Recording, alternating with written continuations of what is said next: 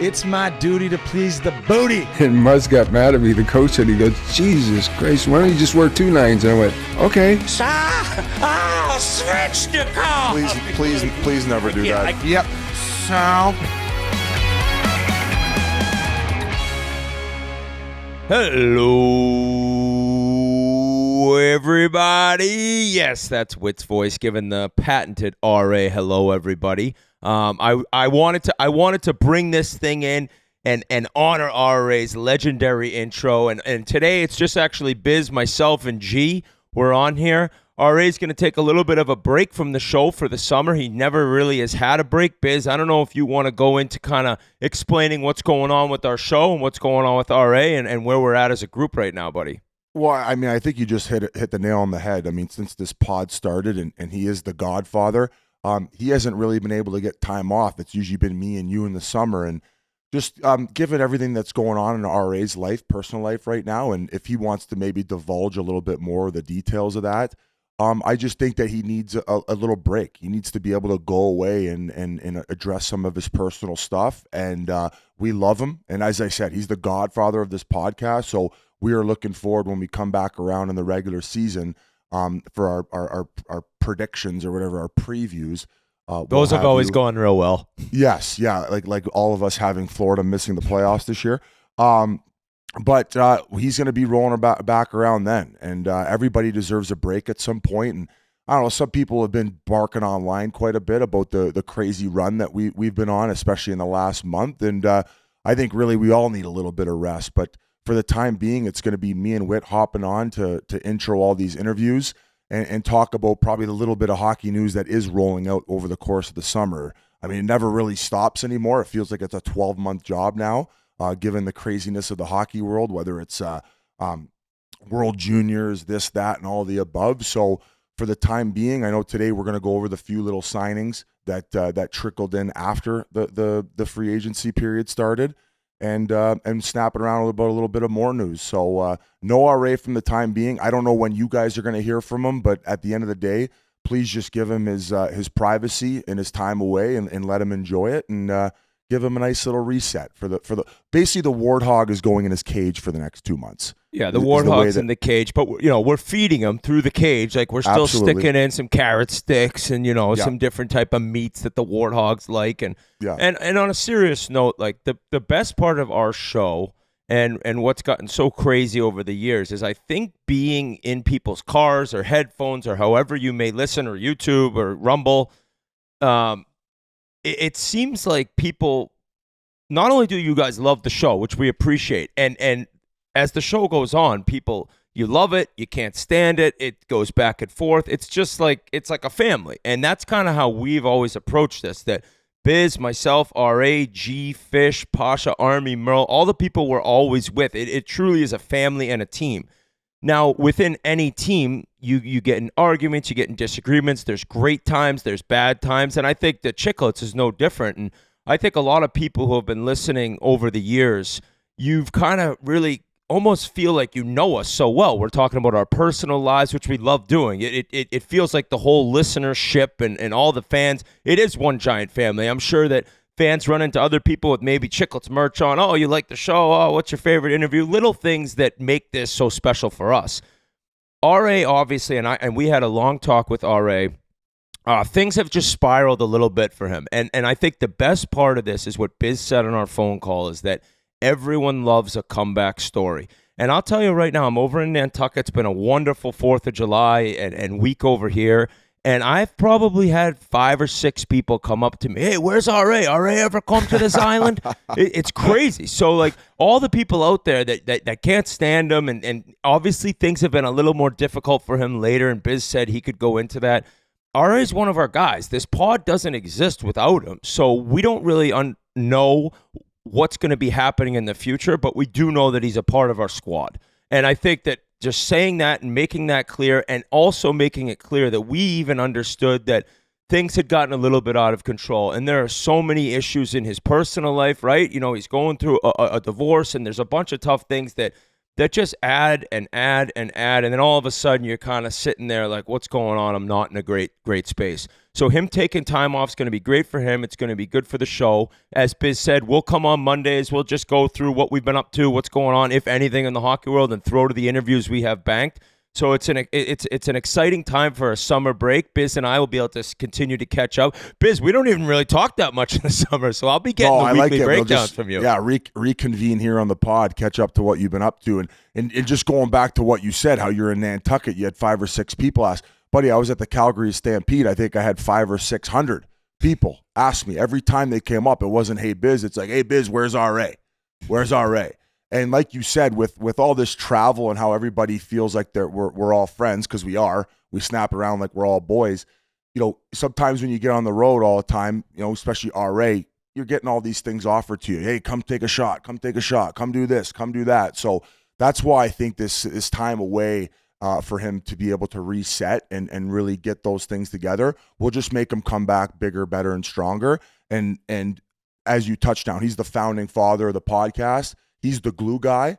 So without him, it just doesn't really work. So we need him to go away and figure things out, and he'll come back and be bigger, better, and stronger, and the pod's going to hit another rocket ship next year. Now, in the meantime, he will be involved in these interviews that we're dropping. We got Mark Messier on today. This is one of our white whales, and we got a chance to sit down with him in Edmonton. So every time we come on for these podcasts, it'll be a me and Whit bring it in, and then you'll hear RA's voice on the interviews if you are going to miss him. So I think we've pretty much done a good job of laying it down here, and we also touch on hopefully RA at some point reaches out and kind of lets everybody know what's going on, and if he doesn't want to, that's up to him. Now, as far as I'm concerned, with the Calgary Stampede, how what a hell was of a it, weekend! dude? Oh my God, this is the best party in all of Canada, like hands What? down. Oh yeah, it's I think it goes for 10 full days, maybe 11 days. And it is cranking every night. They have musical acts, whether it's, last night they had Sexy Red. Have you ever seen this girl perform? I think I've seen some Instagram clips of Sexy Red, who can get a just little popping her pussy, little Kodak just- Blackish at the Panthers game off the rails. Yeah, like the lyrics maybe not as well thought out and deep as like a Nas or a Jay-Z. Not exactly a poet, but I tell you what, when she drops the bars and then she turns around and she's popping her pussy, the crowd goes absolutely bananas. Okay. So some very cool acts. They had some country acts. Tate McRae performed on Friday. But I guess the way I could describe it is it's the Waste Management of Canada. It's kind of like that golf tournament, but a lot more central where you don't have And to double walk the around. length. What do you mean double the length? Oh, Well, yeah. Waste management, right, is quicker than 10 days. Yeah, I think the Waste Management with all the Pro-Am stuff is about 5 days, but this is just the best shit show going. And it was this, I got to name the 2 guys that started this off. I have them written down here. It's Dave Erner and then Paul Akers. These 2 guys started this. They're buddies in Calgary, and they do other business. I think they're both like Billy Goats, have a bunch of money in the bank, but they somehow got the opportunity to open up this Cowboys music festival around the biggest rodeo in the world, which is the Calgary Stampede. And hundreds of thousands of people come in for this thing, and it's the best time ever. You can go watch the bull riding, you can go watch the chuck wagon racing, and then after that, you can head over for the musical acts at Cowboys tents. They have other tents too, but I would consider the other tents to be like the AHL version or the ECHL version of Cowboys. And ultimately, they rolled out the red carpet for us. Another guy, Shane, who helps us out here.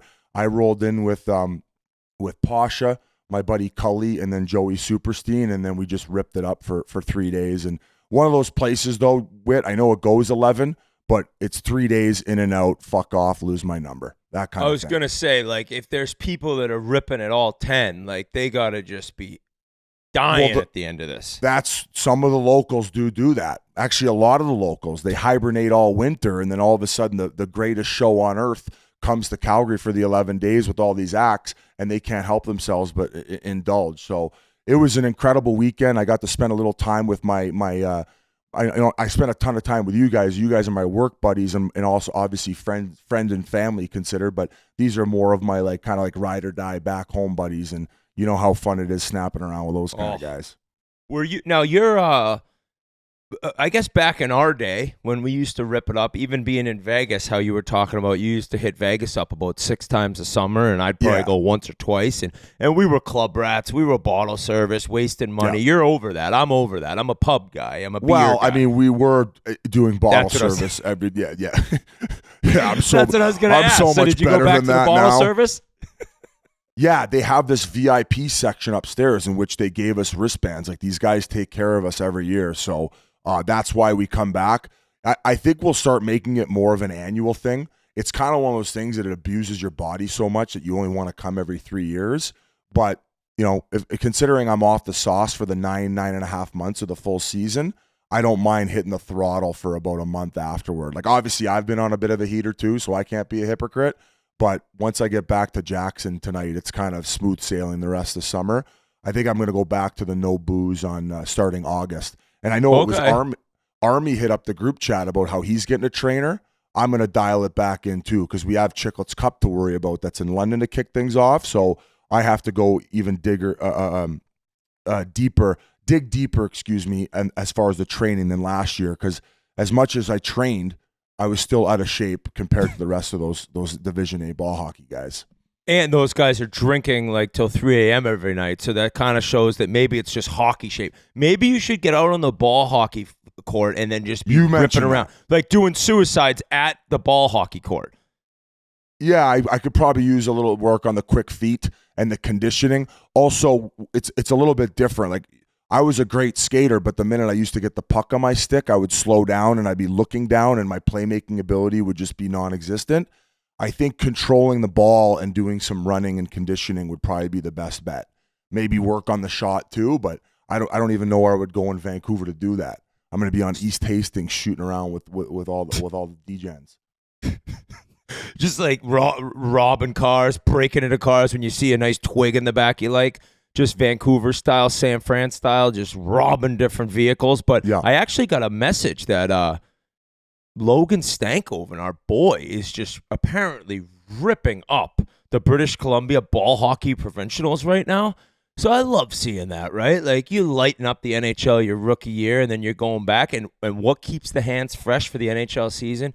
Ball hockey. And apparently he's just dominating. I've got all these different messages. I would almost have a beef if I was one of the players, one of the normal studs, that an NHL star comes in the mix and lights it up. But I respect that. He's got the legs going, the wind going, and the mitts going. So ball hockey's where it's at. Sometimes just doing straight cardio sucks too. So to be able to keep your cardio up in the summer and get to play in games, it's the way to go. I know Bedard, Patty Maroon, I think they're more of the rollerblade guys. They like to play the roller hockey. But yeah, either way, man, like if you want to keep in shape in the offseason, ball hockey's the way to go. And you could pop in here. You got the dates of Chiclets Cup. I think it's third week of September. We've talked about it's going to be in London, Ontario, Memes' hometown. I don't think we have many spots available still, but people can still come around and enjoy the festivities. Yeah, it's September 19th through the 21st, so it's going to be an awesome time there. I can't wait to get up there. London, what a town that's going to be. Also, best time of the year to golf, and I've heard there's some tracks up there, so I'll have to be making my way. And then you and I go to Barstool Survivor. God knows how that's going to go. I have no real expectations, besides that I know that madness will occur. On my end, an amazing week, as I mentioned. I got down here Tuesday, and the weather Tuesday, Wednesday, the second, third, and then the fourth on Thursday. Dude, it was 75, no wind, sunny, hot in the sun, but then you got the umbrella at the beach. You go under there, you're not too hot. It was literally perfection. And then my brother-in-law, he gets the fireworks, and we go to the beach and we're lighting off fireworks, and I'm like, I'm not gonna help. I'm not gonna be Jason Pierre-Paul. I'm not blowing my hand off for these fireworks, considering we can see the town's firework exhibit like in the distance. But he put on a show. It was about 20 minutes. He ripped it up with a little, what do they call at the end? What's it called at the end in fireworks? What's the last finale? moment called? The finale. I mean, me not remembering the word finale, that's a tough look. Not going to lie about that one. But one of the fireworks exploded in the PVC pipe. That's what, they could have blown him up. The video, he's standing right there. He has to run back. But no one was injured. Everyone enjoyed it except for Wyatt. Wyatt, my son, this kid's a nut, but the noise of the fireworks, he was screaming uncontrollably. I walked down the beach. No, I can't be near him. So I brought him in the car, and he's a lot to handle. He's the best, but he's a lunatic, right? And I actually got a kick out of it. Bree and I went out to dinner. I believe it was Friday night. And we were just talking. We haven't been out in months, right? Besides, So when what we were do? in the You leave him at home with the parents, or you get a babysitter? Her parents came over. Yes. Okay. Bree's parents came over, had all the kids. So we just went to early. Went to this place Lola, which is one of my favorite restaurants in Nantucket. We went early because there's no reservation, so we just figured we'd get a bar seat. Waited about 10 minutes and had a nice hour and a half. Just sit down, kind of catching up. I think anyone out there with kids, especially, can kind of talk about as a couple. There's just you don't really spend much one-on-one time with, especially when you got a newborn. And anyone out there, there's a lot of people who say, 1 to 2 kids is way harder than 2 to 3. 2 to 3's a breeze. You can go fuck right off if you're any of those people that's saying 1 to 2 kids is harder than 2 to 3, because 2 to 3 is grind time. Now, I mentioned the middle child, the wild child, Wyatt. So it's funny, we were out to dinner, and I'm just talking, and we're just kind of talking about the kids and catching up, like I said, basically, with how much I'd been traveling, and we're talking about how Wyatt's been acting, and I said, listen, you let him get away with it. I don't take his shit. Wyatt listens to me. I don't take his shit. And she started dying laughing. And then I kind of started laughing because she was laughing, and I knew she was laughing for a reason. And then she couldn't even catch her breath. She's laughing that hard. As in, calling you out, saying, yeah, both take she his started shit? laughing as I said, I don't take his shit, in a way of oh my God, I can't believe you just said that. Abs hurting. I'm laughing. I don't even know what's coming out of her mouth next. And she's like, he suckered you in the back of the head today. And I forgot. I told him, go upstairs. We have a calm chair for him. That's the new move. Wyatt, you're not calm. Go sit in the calm chair. It's just a chair. Go sit in that chair till you're calm. And then usually he comes down. It'll take 15 minutes. And he's up there in the chair. You rude dad. You make me mad. You make me mad at you, dad. You're rude. I'm pissed off at you. Saying pissed off. I'm like, what the hell's going on? He's been calling me Ryan. No, Ryan. I'm like, it's dad, motherfucker. But so just thinking that I'm sitting there he doesn't take my shit. You don't give it to him. And then she just he suckered you in the Ryder back was of the never head. like that, right? Ryder's a sweetheart. No, buddy. Ryder is he's following directions. He's making sure you're not upset with. Is he trying to tell? Is he trying to tell Squanto hey, cool it, buddy? You're being a little bit much, or does he not say anything to Squanto? He's petrified of him. I had to say, right, this kid's 3 years younger than you, buddy. He's pounding on you. You have to legit now I'm at the point I'm punch him in the face.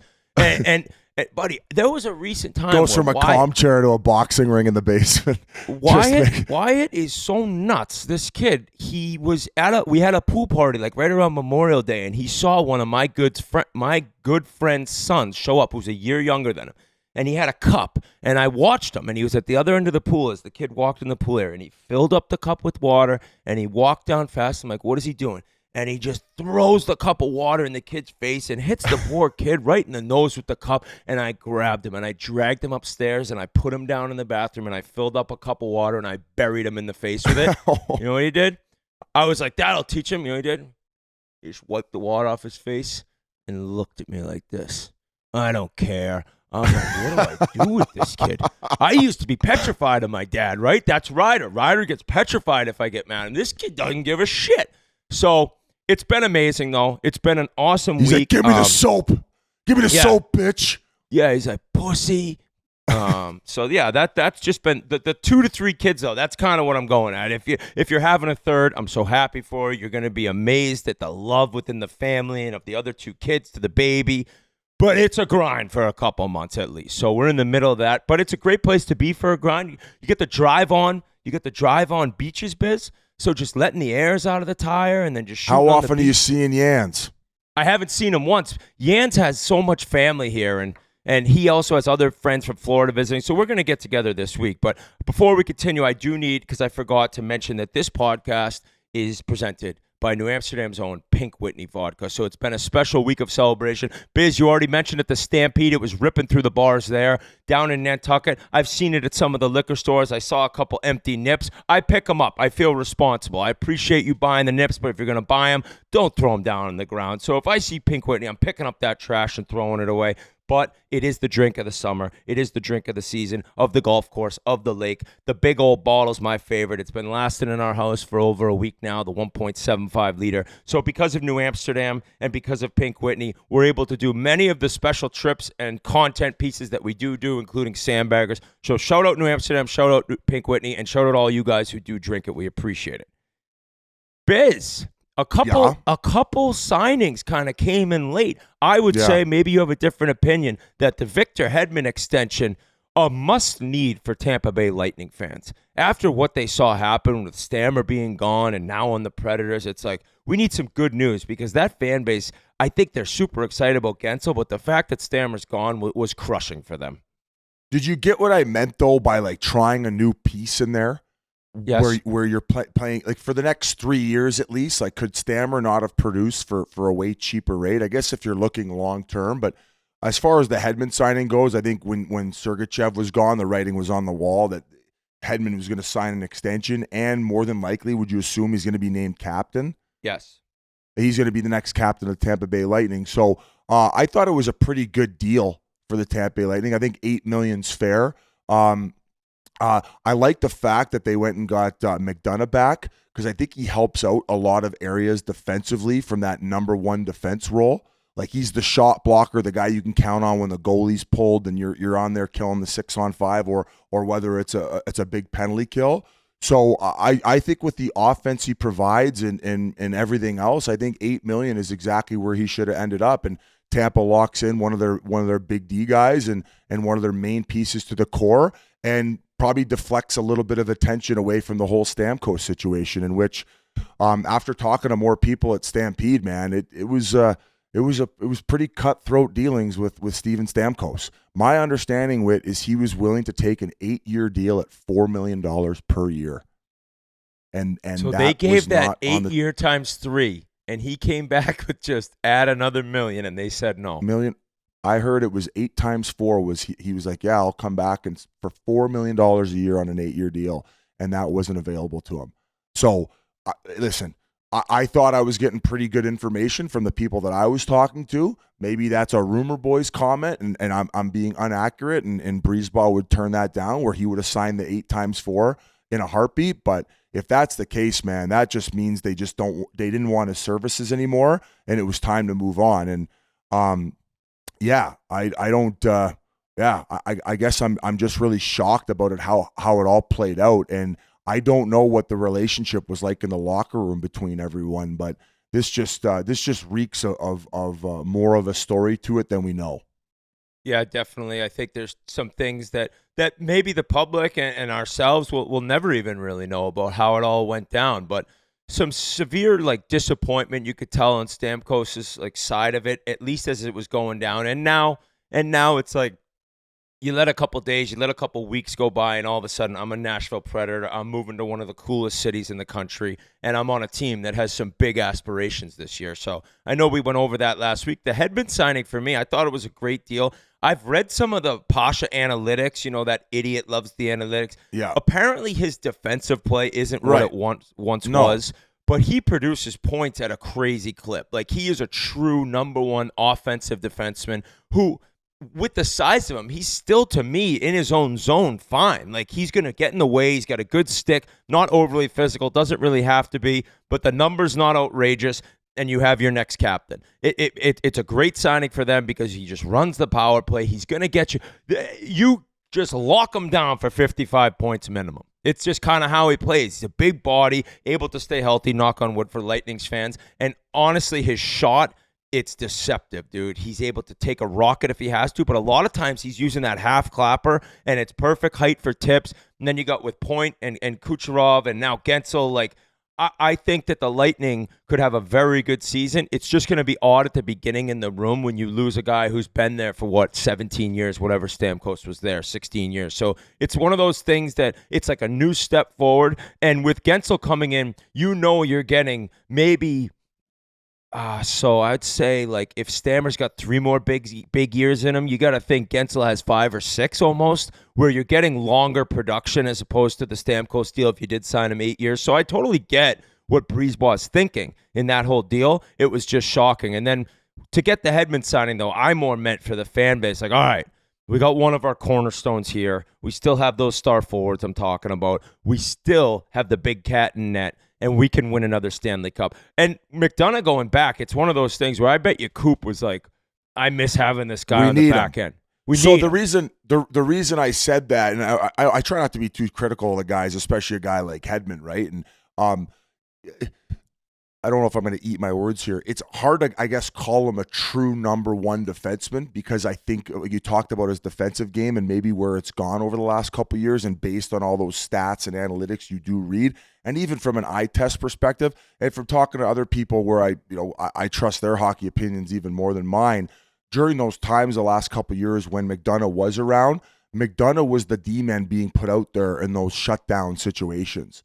So usually if you want to be a true number one defenseman, it's like if last minute of a game, you're probably going to have Cale Makar on the ice. If you need a power play goal in a big moment on the back end, it's going to be Cale Makar in that situation. So Hedman does provide a lot to a lot of areas, but I think that he was maybe leaking a little bit of oil without the with the absence of McDonough filling in for that defensive aspect. And to be fair, I would you even not say Sergachev's probably more of a number one defenseman than Hedman? Like based on I feel like his skating's a little bit better. I feel like he's better one-on-one on closing on guys. He obviously has the offensive upside, maybe not much as Hedman, but from an overall perspective, I guess that's why I was surprised they moved away from Sergachev. Because I think you could have brought Hedman, Sergachev, and Stamkos back on a cheaper number and kept the core back together rather than moving on to Gensel. So that's where I was at with the whole Tampa Bay conversation. Yeah, I just think that if Sergachev, like the injuries, that's what scares so many GMs. You think they're moving off of him, assuming he's never going to be the same based on those two injuries? I can't say that because that would be unfair for me to put in, but I know that injuries are so scary to GMs and front office because there are many times, and speaking from somebody who went through it, certain injuries, but you never are the same. Now with medicine, I disagree. Because look at Trocheck. Trocheck broke his leg. And I would have assumed, based on the speed that Trocheck has, I think he was in Florida when he broke his leg. You're thinking, he's getting a little older. He's not the fastest of foot. He just breaks his leg. Let's move off the asset now and get away from it when he's at the top. Well, look at the year he just had and look at the playoff he just had with New York. So I get it. I understand what you're saying there. Maybe like, a couple injuries, bad injuries this year. Let's move off them and time it properly. I don't know, man. He looks like he's a Wolverine. He can heal fast, and he's gonna be coming back with vengeance. He was pissed off, and even in that post on Instagram with him and Stammer, it seemed like it fueled a little thing in him. I did see that the start of the NHL season, I believe it's a triple header that night. Utah has a home game, so I'm very excited to see that team play. Like they added a lot. It's going to be an amazing fan base. The arena is going to be packed. I think Logan Cooley might have one of those like big time pop off seasons. Army said he saw him skating the other day in Pittsburgh. He's like, boys, this is a different beast right here. So it's an exciting time for that whole hockey club, considering that's their nickname. And Sergachev being there, and I love that. I love that. I do think that injuries scare the shit out of people. That's all I'll say. And yes, some guys, it seems like they come back better than ever. Tommy John in baseball used to ruin pitchers, and now, like, once you get it, you're better than you were before. So I understand what you're saying, but I could see what Tampa was possibly thinking in that. And once again, as you mentioned, you don't know what's going on inside the locker room. Other news that broke since we last talked, considering he's kind of been a big part of the Lunatic Devils fans, Pasha, and Chiclets this season is the Trouba train. And the Trouba train news broke about apparently like he's not going anywhere because his wife, I believe, do you have the exact story? She has one more year in her like residency as a doctor? Yeah, and I mean, at the end of the day, he's got a no-move clause, and part of the reason he probably got that was because his wife is trying to become a doctor at NYC. So this stuff can get tricky, man. Like a lot of people are just like, well, no, he's the man of the household. He's playing in the NHL, making the money. It's just like what he say goes. It's like, that's not how it works. I mean, it your ain't wife 1963 anymore, buddy. I mean, your wife runs your show. I mean, you know more than anyone. I mean, happy wife, happy life. I just think it's amazing. It is amazing to me, and I tweeted out that Rangers fans seem to be handling the offseason really well, and by really well, I mean goddamn lunatics. Pasha made that ridiculous video in which we told him probably didn't need to bring the wife into it in terms of talking about her job and like the concussions Trouba might be doling out to people. Well, Rangers fans went nuts as well. You're talking about a guy's wife, you motherfucker, Pasha, which is great anytime you call him a motherfucker. That warms my heart. But then all of a sudden it comes out that he won't be waiving his no-move clause and will be a part of the Rangers next year because of his wife, and they're online gunning after the wife that they were protecting. They all prior turned into with Pasha. They all turned into Pasha. Seriously.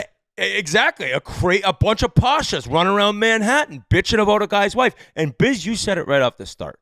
A no-move clause, you are lucky enough and good enough to get one of those in your contract, then, buddy, you have every right in the world to decide if you don't want to go anywhere. That's your deal, bud. And Rangers fans can be pissed off, but Biz, you already said it's a family thing. His wife's there. He's not going anywhere. By the way, I think that Chris Drury, he didn't sign him to the deal, right? So that's another aspect of this where people are pissed off about prior moves and prior signings. And you kind of see that as a GM comes in, a lot of times you see a new coach, you see new training staff, you see certain players that you're not necessarily thrilled with. And I don't think Chris Drury all of a sudden is like, we can't win with Jacob Trouba, but he's coming in and I didn't sign this guy and I think we could possibly make some deals to improve our team. But at the end of the day, he doesn't want to leave. He doesn't have to leave. That's in his contract. So to be that mad at him at Rangers fans are to be that mad at his wife, that's lunacy. I think they're more bitter at the fact that there was no moves made on signing day. They were one of the teams left holding their dick in their hand. Now, you talk about Drury not signing to the contract. Do you think he had a hand in talking them into naming him captain? Like, my biggest thing is now you're in this situation. You have the captain of your team, or if he doesn't waive his no-move clause, what are you doing? Are you going into next season with the captain of your team with the C on his jersey, having asked him to basically move on and leave the team? Like, what do you do here? That's what's going to be tough. And why would you give him a C if you didn't think he was going to be around that long? I don't know. This year was a struggle kind of overall for him. And then all of a sudden things changed so quick in pro sports and this business. But I know what you're saying. I more think for him, buddy, if he gets off to a slow start, it's going to be relentless for him. That fan base and in that building and knowing like we tried to trade you, we'd be better without you, you're the captain, that's a lot to handle. And I'm sure he's thinking like, I got all the pressure in the world on me now. I need this team to play well. I need to play well. And the minute I don't, the boo birds are going to come out. And players, as a player, you got to say, fuck the boo birds. Like, you got to just go out and play. But to try to say it doesn't affect guys, and maybe not everyone's the same, I went through it. It affects you. And now that there's like this like vitriol towards him and his family, like over a deal that he didn't want to have to sign off on and he didn't sign off on. It's like pretty simple in my mind, but the whole captain aspect, that's where you're going to need. And I've talked to a couple guys that love him as a captain there. They thought he did a great job. They said he's a great guy. So that's where it's more like, hey, it's us versus everyone else. You're our leader. You're our guy. Don't listen to it. We got your back. You got our back type thing. And it's like us versus the world. If they were happen to get off to a slow start and people started giving him the business. So it is a tricky situation, though. Anytime you have a guy that has a no-move clause and trade possibilities pop up and then the news breaks that, like, we could have traded you and you decided not to, then the fan base, they're just out for blood. They're out for blood. And then this involves his wife, too, which makes it even more different. So kind of feel for him a little bit, but let's just hope that the Rangers get off to a good start and he has a good season and then you see where you go from there. Before we go on to the other signings, the other ones that have trickled in, who are you most disappointed in come free agency? I think New York's name has popped up quite a bit. Are there a few other teams that you were disappointed in? New York was disappointing. New York was disappointing. I mean, I look at like Ottawa. I actually think that to go out and get Allmark, and then I think David Perron's a real good signing. I think that's a vet who's won a Stanley Cup, who knows what it takes to win. That's the type of guy you need in there. So they did a pretty good job. Did Buffalo do anything? I was a little disappointed. They ended up getting McLeod over there. I was actually okay to see Edmonton move on from McLeod. So was I like his size. I like his speed. But if I'm the Edmonton Oilers, I think you need another Holloway as opposed to another McLeod. They got rid of Fogle and McLeod. I think if you can get another guy who plays the way that Holloway does, you've answered those two questions of replacing those guys. Because I think Holloway really came into his own this season, where him in playoffs, I liked the way that he played. Like that to me is a playoff style player. Going back to other disappointments, maybe a little bit in LA. I guess it was nice that they moved off from Dubois. That was a little disappointing. Winnipeg, but we talk about how hard it is to get free agents, and apparently Ehlers' name has came up, so maybe they're trying to work out a big move in the offseason. They have to be very crafty about how they bring guys in, right? Like it's not like everybody, the big dogs, are lining up to sign there in the offseason. And the other team, Carolina, man, you can't tell me the Carolina Hurricanes got better after all the moves they made at the deadline to the disappointment of where they're at now from a team standpoint. You can't tell me they're a better hockey team. No. I think that it's going to be a struggle to see what Aho and Gensel did together to not have him there. And Gensel was so good when he came over. They did bring over that William Carrier, right? And they brought back Martinook. So a crazy story. Like Martinook was on waivers, I think, what was it, 2 years ago maybe. Now he's getting re-signed as a UFA. So you'll have that line of Stahl, Carrier, and Martinook, pretty sick third or fourth line, right? Depending on where they slot. And I know what you're saying, though. Shea's gone. And, I mean, they did re-sign, why can't I think of his name? The stud on the back end, Jacob Slavin. Slavin, right? So you got him locked up. But I'm with you, man. There's just some question marks there. And who can get them over the hill? Who can get them from this amazing regular season team to a Stanley Cup winning team? I don't think you're going into this year as positive as you were last year. So I'm with you on that. Another team up north where you just were or are right now, Calgary. I think Calgary has a chance to be like a bottom 3 team in the league this season. It looks like it's dark days ahead. And maybe there's an aspect of realizing it's time to kind of retool and rebuild, if you will, before the new arena comes, and hope in 3, 4, and then all of a sudden it's like, all right, get this thing going again. Surprising to me. I don't know what's up, because at the draft we heard rumblings about Kadri possibly being moved. I mean, if he could get moved, I don't know what teams would be willing or have to pay. But that's a guy, if you got playoff aspirations, bring that fucking lunatic in, because he's going to run around Sam Bennett style. I wish the Leafs would bring him back as a second line center. It's that was one of the tough ones. I know that he had his issues with the discipline come playoff time, but that was just a sad one to see go, and especially with what he did in Colorado. Like Matthews wasn't where he was at when Kadri was there. Like if it was the Matthews of now, that 1-2 punch is just like you saw in Colorado. So yeah, a little bit disappointing. Quickly to go back to Tampa, love the Atkinson deal. Like he's a honey badger, right? He's a guy looking to prove something. He signed a very cheap deal. Like he came in at like $800,000. 900. $900,000. So I think that's another good signing, a good vet to bring in for them. The other one, I don't want to say it was shocking, because going back to last deadline, he was probably the biggest name that was still left on the board, and it was Buchnevich in St. Louis. He ends up getting a 6-year deal at $8 million per. So now all of a sudden they have Robert Thomas, Kyrou, and Buchnevich all locked in at $8 million, or 8 and change in there. Not bad. If they can get Kyrou and Thomas stepping up to that next level, those are which Thomas did this year. Thomas is a player, dude. He's a player. Actually, he was at Stampede with Chucky, with Matthew Tkachuk. I ended up running into him. No hard feelings. Shit. He goes, I had to give him shit, man. That was ridiculous on the ice. And I said, I get it. I understand. But Chucky was so fun and cool about it. I said, I think RA is going to take a little break. He goes, maybe I'll come and host a podcast for a few. So we're not dead with Chucky. The Brady. We're not dead with the Brady, Matthew Tkachuk sandbagger with Merles and Keith Tkachuk in the drink cart. I think that it's still on the table. I think it's still on the table. Maybe we bring in RA for one hole only. But so it was good to see them. They were there with a bunch of their local buddies, and holy shit, what a run that Matthew Tkachuk's been on after diving in the ocean with the Stanley Cup 10 times and gas and beers there for a week, and then off to the Stampede to gas even more. So that Robert Thomas is built like a brick shithouse, dude. Oh, I saw him in Vegas. He's a tank. He's got sausage fingers. His hands are bigger than mine. Tank. But just going back to that Buchnevich thing, there was rumblings that he was going to be one of the guys moved at the deadline, but I don't think they ever got an offer where they felt like they were getting value back. So they held on to him. They stayed patient. So I think a pretty good foundation for St. Louis to kind of start this rebuild and get back to where they were. We've always talked about how when they got rid of Petro and they didn't re-sign him, they overthought that, and that was kind of the beginning of the end for that era. Well, let's see if they can kind of rejuvenate things with the Blue Note.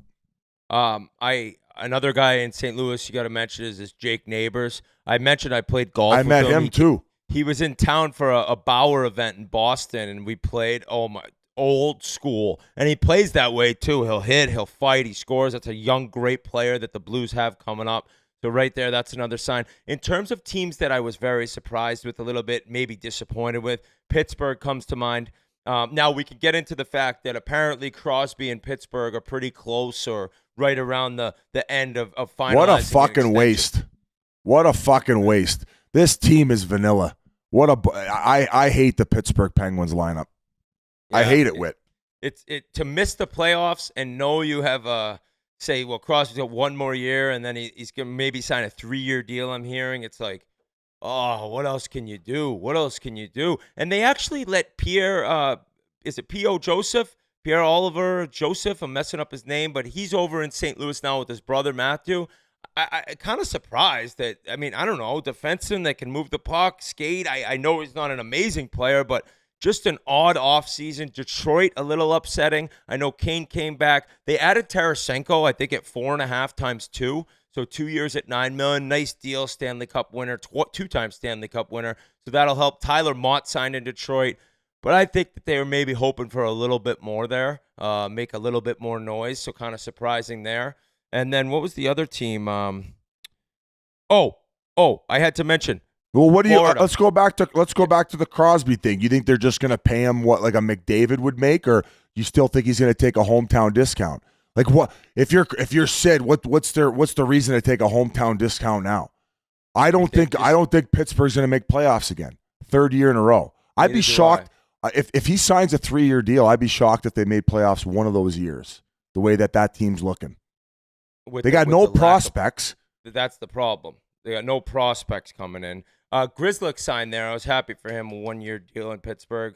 BU guy. But, yeah, people on the internet, you're reading it be like 3 times 10, which is nuts. I know you mentioned he should take up 20% of the cap and just get exactly what he's worth.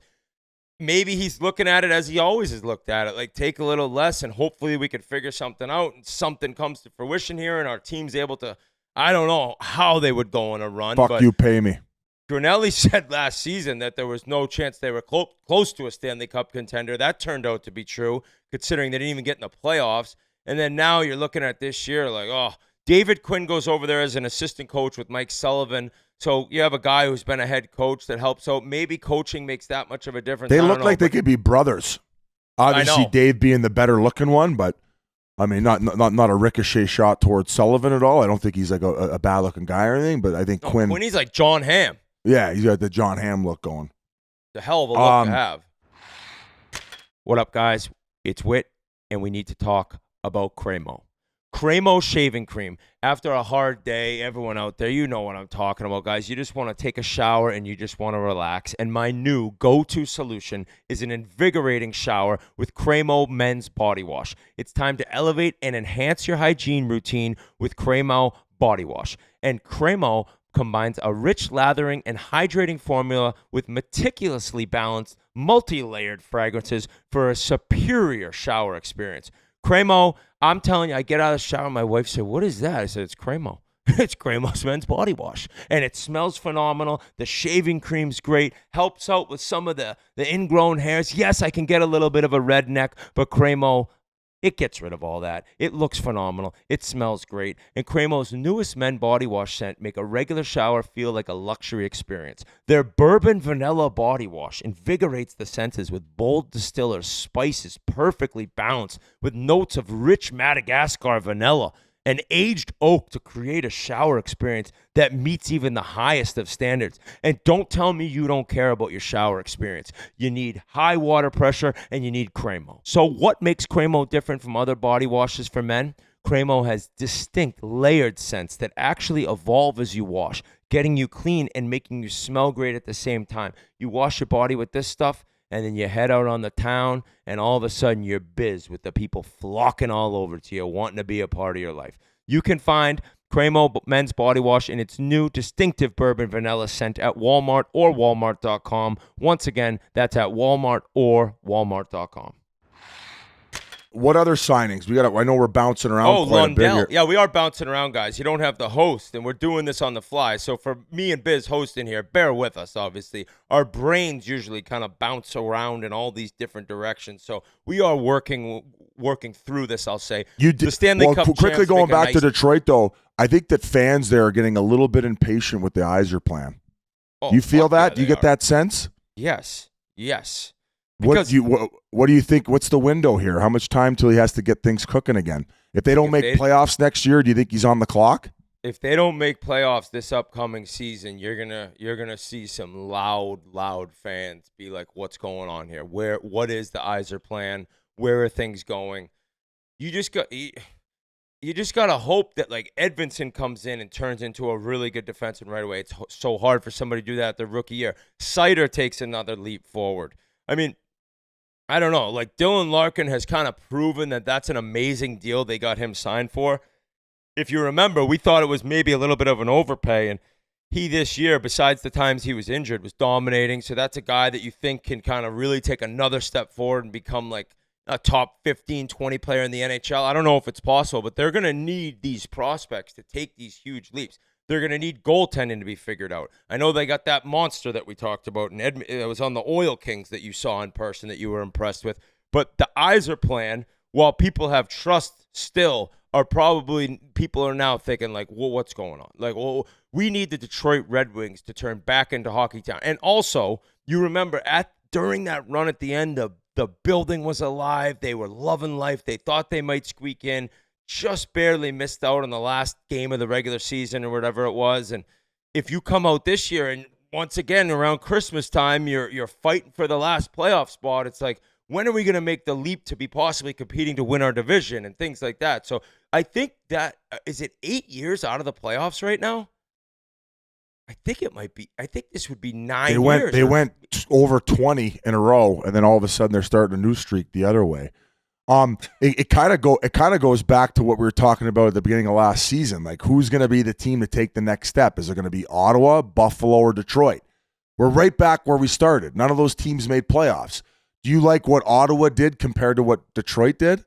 Yes. You think Ottawa's the best of the three? Buffalo to me is like, I don't know, they might be the exact same again. Like, I'm interested to see how the Bo Byram in that 4D men situation works out with a full season at hand. Like, they got a different look on that back end coming into the season. I thought that what's the goalie's name? Pekka Luukkonen or something? Yeah. He had an incredible back half of the season, and then they have Devin Levi there. So I think that their goaltending in the future is looking good. Their back end is very youthful, and they can move the puck, and they're mobile. They got all the tools. It's just like it goes back to the being a little too vanilla up front. They got all that skill, but who are the David Perron pickup, like you mentioned earlier for Ottawa? That's kind of the guy you need in Buffalo. You need the piece of shit in front of the net. You need the guy who's not going to be intimidated going in. You need the guy who's going to throw a reverse hit. Like David Perron is a perfect playoff style player. So they need more of that in Buffalo. That's my only critique of them. They need some Florida Panthers. We've been saying it forever. I just think that Buffalo fans, they don't deserve this. They don't deserve to have any sort of record involved with the New York Jets. That's when you start saying, like, what the hell are we doing here? We're compared to the New York Jets. That's disaster. That's a nightmare. I mean, I think that, actually, Savoy, the guy we got from McLeod in Edmonton, I like that move, dude. Guy just crushed the WHL last year. I think Moose Jaw won the WHL, played well in Rochester for a little bit last year. I think that's a great move for the Oilers. You don't really need McLeod, and yes, you lose some speed, but they have so much speed they can give a little up. I don't know if Savoy will be in that lineup. I doubt it this year, but at least you bring in a high pick who's able to produce points. It's somebody who could maybe in a couple years be playing on a top line. Now I don't know the Leon question. Apparently, his agent came out and pretty much said like, it seems like we want a deal done by the end of August, which I understand. That makes total sense for the agent to say that, want to have this thing locked up. That sounds to me like he's very willing to re-sign, and this whole Grinelli, Draisaitl to Boston rumor can finally be put to bed. But the agent getting out there and saying we want to get it done, I think Jeff Jackson, who stood in Edmonton to be the GM throughout You might get a statue. Buddy, this guy put on a clinic for the Oilers. I mean, he has done amazing work, so much so that Oilers fans like just stay on as GM, but he doesn't want to do that. So they're going to make a hiring at some point, and then you're able to kind of see the Leon deal hopefully take shape. But here's the quote actually from Leon's agent. There's no rush yet, but either it happens quickly by the end of August or it doesn't work out at all. It will also become clear whether Edmonton really wants him or not. Leon holds all the trump cards. Pretty powerful statement. None of it isn't true. This guy, he's a top player in the league. Edmonton wants him. They're going to have to probably pay him $14 million a season. But I think you think he's getting 14? Yeah, I do. I think that every single time a player like this comes along, it's a little higher than the player before him, the best player before him. You look at Matthews, you look at all these deals that guys sign, and Leon is that good. And he's not only that good in the regular season, he's even better in the playoffs. Do you think he's better than Matthews? I've actually had this discussion before. Would you rather have Matthews or Leon? And I've said Leon.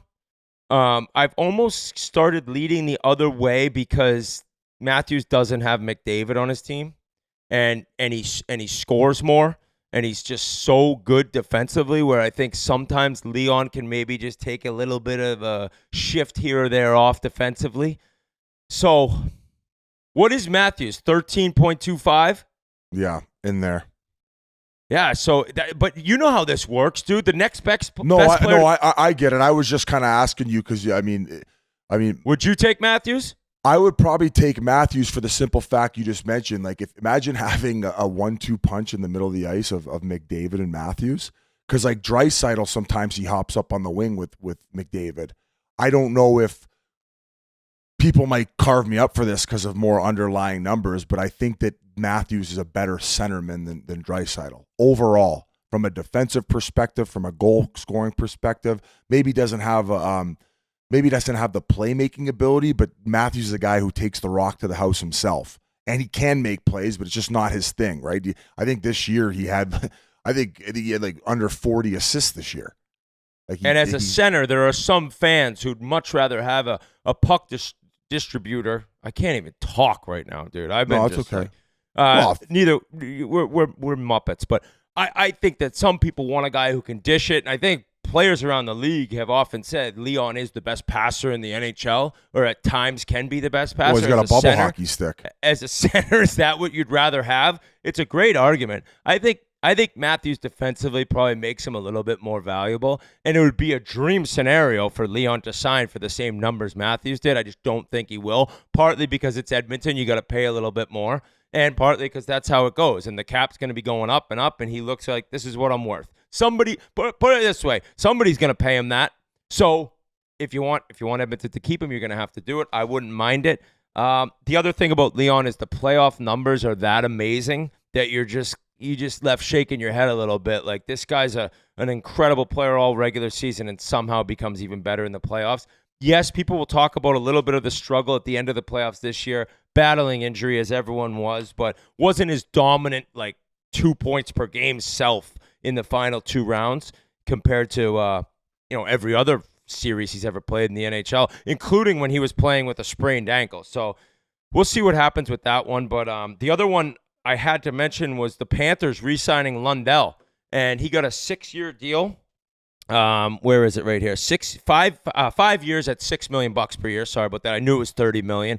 And That's a nice signing. And I know he's not like a top 2-line player right now. Maybe he grows into that. If he does, then you're really laughing. But with what he did on that line, on that third checking shutdown line in Florida the past 2 seasons, and being as young as he is, that's a hell of a contract for Bill Zito to get signed. I thought it was Luosterainen the year before that stood out to me as kind of that next wave of forward coming in Florida. I thought Lundell, though, really stood out this playoffs, especially as you mentioned that third line center. And I don't know how many years Sam Bennett has left on his deal. Right now you got Barkov, Bennett, and Lundell. So getting him in at that $6 million tag, let's say they're unable to re-sign Bennett when he's up in a few years, I feel like he's the guy eventually that could take over that second line center role. He's got the size, he's got the speed, he's got that offensive ability. Learning under that system and under Barkov, you know that he's going to be more and more responsible defensively as years go on. So I love it. And actually, I think it's next year is Sam Bennett's last year of his deal. Yeah. So you looked at where they had to go spend their money to address their issues going into next season to try to repeat. Probably a big reason is how they didn't have money to re-sign Oliver Ekman-Larsson, and then all of a sudden they go get a guy like Nate Schmidt at a hometown discount, so to speak, at $800,000. Like, from my understanding, like Oliver wasn't being offered like I think it might be even half of what he ended up getting in Toronto. So they're trying to squeeze every penny right now, but I think that Lundell is a guy that definitely deserved to get paid looking forward, and he kind of becomes a member of that core as they move on from what's his name, the defenseman to Montour. Yeah. A couple people aren't signed yet. One of them that sticks out is this Daniel Sprong, who over the last 2 years has 40 goals and 90 points. He had a big year last year in Detroit, didn't he? Yeah. Where was it? It was Detroit. He went from he was in Seattle, and then he went to Detroit. I think he was in Detroit last year, wasn't he? Yes. Yeah. So he had 2 years ago in Seattle, 21 goals, 46 points. This year in Detroit, 18 goals, 43 points.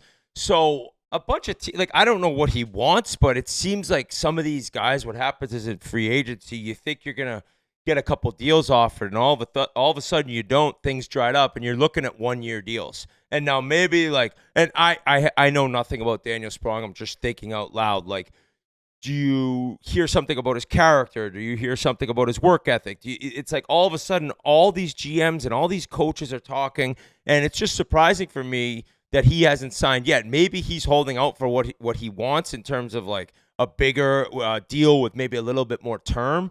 But if you could go grab him, dude, some of these teams you're looking like, I don't know, fuck, Buffalo, he couldn't fit in there. I don't think he's playing Florida Panthers style hockey the way we're talking about they need, but it's a guy who could produce 20 goals for a team who needs to score.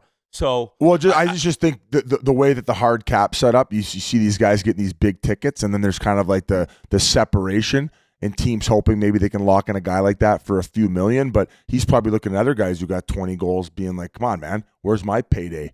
I mean, I know Tarasenko's got a couple Stanley Cups, but he just got 4.5 in Detroit. How many goals did Tarasenko have last year? Did he have more than Sprong? I mean, so there's a decent list of guys that are going to arbitration. Is Sprong one of those guys? No, I think he's UFA. Maybe I'm wrong, but Martin Necas is going to arbitration. Arbitration. Ryan Lindgren's going to arbitration. Now you just hope, as we've always said, that those kind of get fixed up before the arbitration. Who was telling us in Vegas about an arbitration hearing that they heard was nightmare fuel? I think it was someone. Oh, this is gonna drive me crazy. Like the small cock, bad breath type shit? Oh yeah, the small hog can't last more than 10 seconds. Doesn't brush his teeth. Has terrible BO, bad clothes. Wife's a disaster in the wives' lounge. Just creating drama. Kids are ugly. Yeah, the whole arbitration thing can get gross. The Netchus thing is bizarre because it seems like, from what I've been told, that he's made it clear he doesn't want to be in Carolina anymore. No trades have come to fruition.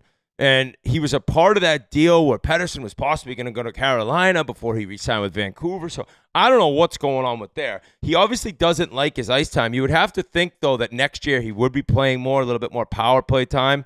Maybe it was the Swayman arbitration hearing that I think was kind of nightmare fuel. When Grinnell, you hearing anything about if he might resign? I'm hearing right now it's not going too great, but Oh boy. what I've heard is nothing would get done till the end of August, but I'm hearing it's not going too good. All right.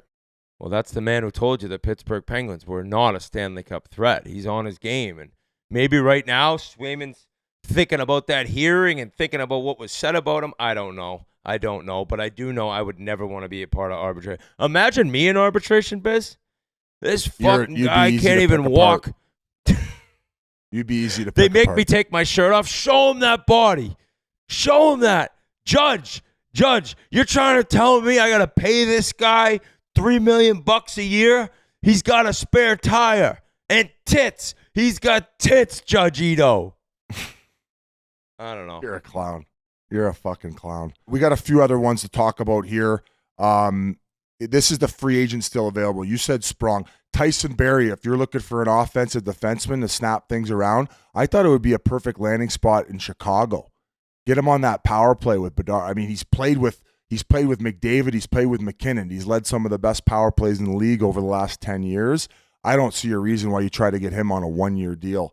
And hopefully he can kind of reestablish his game back in the NHL after all that bullshit last year with the Nashville Predators.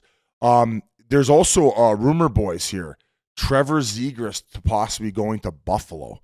Now, that came over the wire here from Grinnell. Grinnell, where are you hearing this? That is not what Buffalo needs. I hear it in the streets, Biz. That's why I put my ear to this. That's where I hear the streets. And people are saying that, though. That is a rumor that's out there that Trevor Zegras' name is heating up right now, and Buffalo is one of the potential top suitors. I agree with you, Whit. Like, I think that they're skilled out to the max.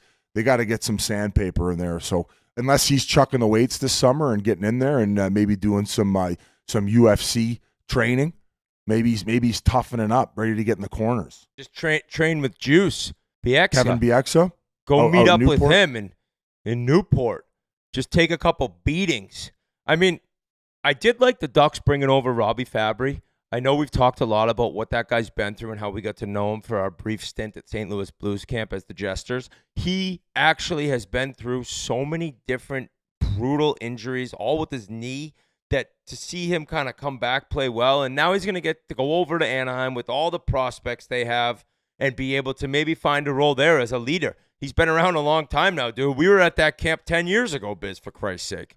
Yeah. So happy for him. Maybe play a little bit more in Anaheim, but that was an interesting deal. I think the Ducks do want to get some veteran leadership in there. I know they got Killorn, but get as much as you can to teach all these young bucks how to play the game the correct way. Heartbreaking news for me, but also very, very happy for Macklin Celebrini, who decided to leave BU and sign with the San Jose Sharks. I don't know if you saw some of the clips that came out of the development camp.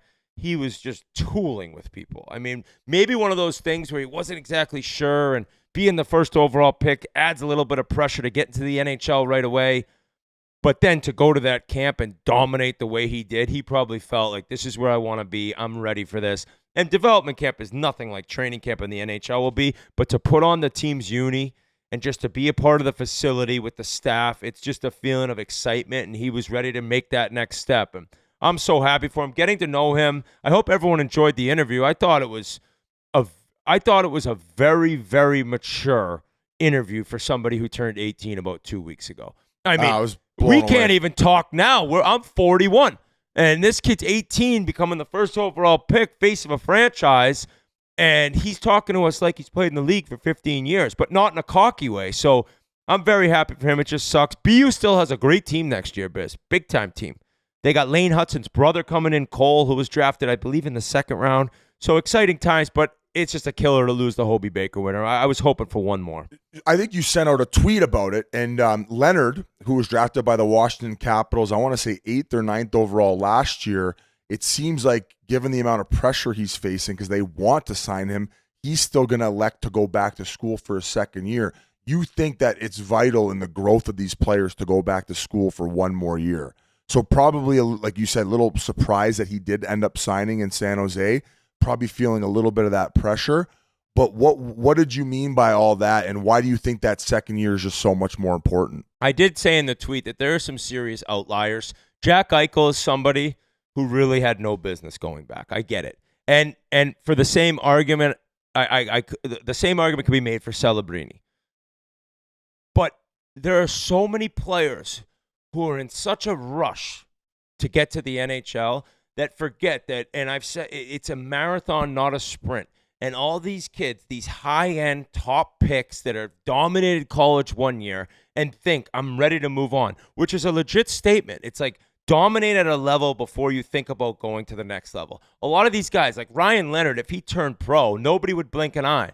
But my thing is, you're going to have all these years to play hockey. You're going to have all this money you're going to make. And it's more about looking at it today. And I'm going to go back to school. Not only am I going to go back to school and be stronger physically as the year ends, because the amount of weightlifting that's done in college, just playing on Friday and Saturdays, it's one of those things where throughout the season, you're getting stronger, you're getting bigger, you're getting quicker, where you get to pro hockey, dude. That is not the case. It is a war of attrition. You're getting depleted. And if you're in the AHL, which some of these kids won't be, but even if you are, it's like, it's bus rides. And yes, the argument of learning how to be a pro and learning how to play the pro style game and learning how to be able to handle that many games in a season is very valid.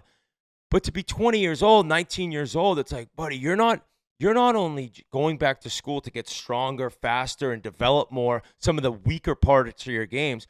You're going back to enjoy the time of your life. It is the greatest thing in the world playing college hockey. You're living with your buddies. You're living with all these girls. You don't really have to do much school. I hate to break it to everyone. You got to pass the clearinghouse to get in, and then you got to keep your GPA, whatever. Guys, you'll be able to figure it out. It's not that difficult. You're playing in front of amazing atmospheres, the college rinks, the fan bases, the Friday, Saturday, having Sunday off with your buddies. It's just something where it's such an amazing time in your life that I understand the rush and I understand the want to be an NHL. And there's also a big aspect of seeing the guys that you were drafted with already playing pro hockey that makes you kind of like, well, what am I doing here? I'm missing out. It is going to be a long, long career for so many of these guys. I'm talking the high-end big dogs. I'm talking the Ryan Leonards. And I talked to his agent, Matt Cater, who we're friends with, and he worded it perfect. He's like, what's the rush? The other aspect that Buchagras has mentioned before is all these guys, you're in the NHL next season. Yeah, it may be for 5 games at the end of the year. If you go to the final Frozen Four, maybe it's 2, 3, 4 games. Who knows? If you're good enough, you could hop into the playoffs if your team's a playoff team. But if you're not in the Frozen Four, you're getting 10 NHL games, 10, 15 NHL games. So it's not like you're not playing until the following season. Right when the season ends, you're going to be able to go and sign and just enjoy that one more year of college before this becomes a job. And I hate saying that because it is the greatest job in the world, playing professional sports. I don't care what league you're talking about, but it's a job. And the pressures that come with it and the anxiety that you can have when you're not playing well and the lack of development, because you get to the NHL, it's not a developmental league, dude. These people are not there to really work with you day in and day out, post-practice, pre-practice. That stuff happens, but it's more a win-now league. And they're putting lineups up that can give them the best chance to win. In college, there is skill development. There is so much more that goes into it because of the fewer amount of games you play that you could come out a better player than you would have been that year. And it's like all of a sudden, maybe I'm ready to step in the NHL and I don't need that season in the AHL because my sophomore year in college was what would have been my AHL season. I got stronger. I got better with the puck. I made a weakness into a strength because of all the ice time I had practicing. It just, to me, it just goes back to the marathon. Also, even with, like, in some cases, like, you might even go through a little bit of a slump, and how are you going to work your way out of that in your second year, right? Sometimes things aren't as easy come the second time around. So I'm interested to see if they take the approach like they did with Stamkos with some of these guys, and kind of like Leo Carlson, where they're playing half the games, and you talked about getting in the weight room and getting stronger.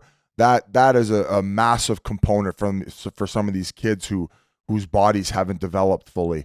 So very interesting to see how it all plays out. Do you think that Leonard will stay strong and not end up signing? Has he confirmed, like, there's no way it's happening?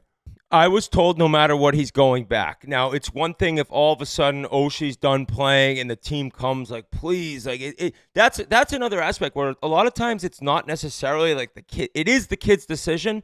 But when you have a GM who's drafted you like, hey, I want you here right now, it's very hard to go against that.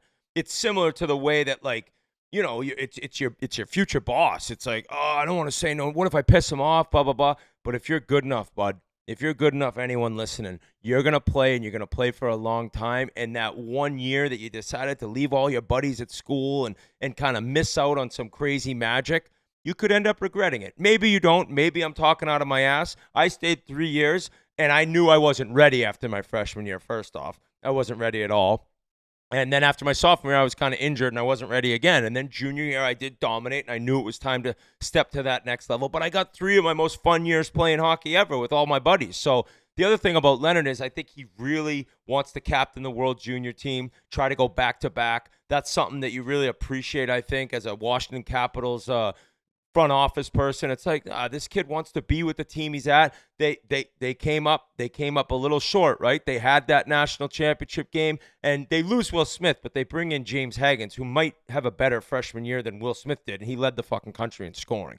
So they're bringing in a superstar. That's another thing where Leonard's like, I'm not taking a step back. I'm bringing in probably the first overall pick next summer, and our team's not going to miss a beat. So there's many different things, and I'm not saying by turning pro it's the wrong decision. Not at all. Some kids are ready. Some kids are willing to. I think Lashunov with Chicago also left Michigan State. That was a little bit more expected. But I don't know. It's a good discussion, and I think that agents and parents and my wife actually asked me because I told her Celebrini left. She's like, is that something that's completely up to like you as a kid or your parents kind of? And I was like, I think it's just a family discussion. I think that if parents were like, no, you're not going, the kid can still go. He's 18 years old. But most of the time you'd think with how close these people are with their parents because of what they've done for them to become the players they are, that they would listen to family members and the agent. And don't forget, too, like some of these GMs, they want to bring guys in because they need a juice of life. Like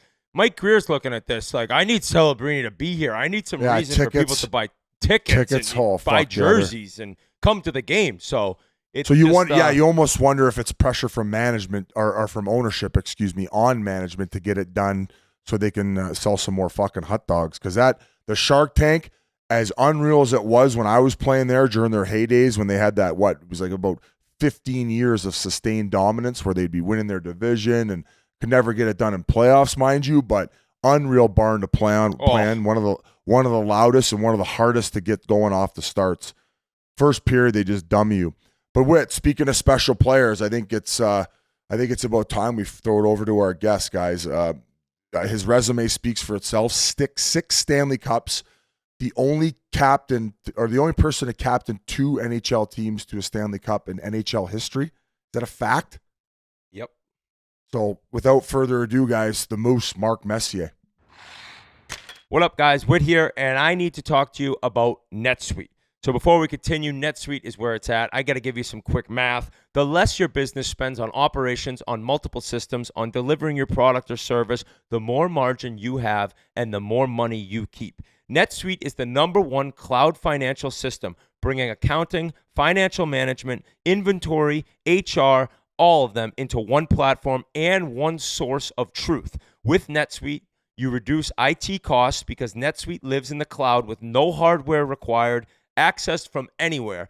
You cut the cost of maintaining multiple systems because you've got one unified business management suite, and you improve efficiency by bringing all of your major business processes into one platform, slashing manual tasks and errors. Over 37,000 companies have already made the move, so do the math, see how you'll profit with NetSuite. By popular demand, NetSuite has extended its one-of-a-kind flexible financing program for a few more weeks. Head to netsuite.com/chiclets.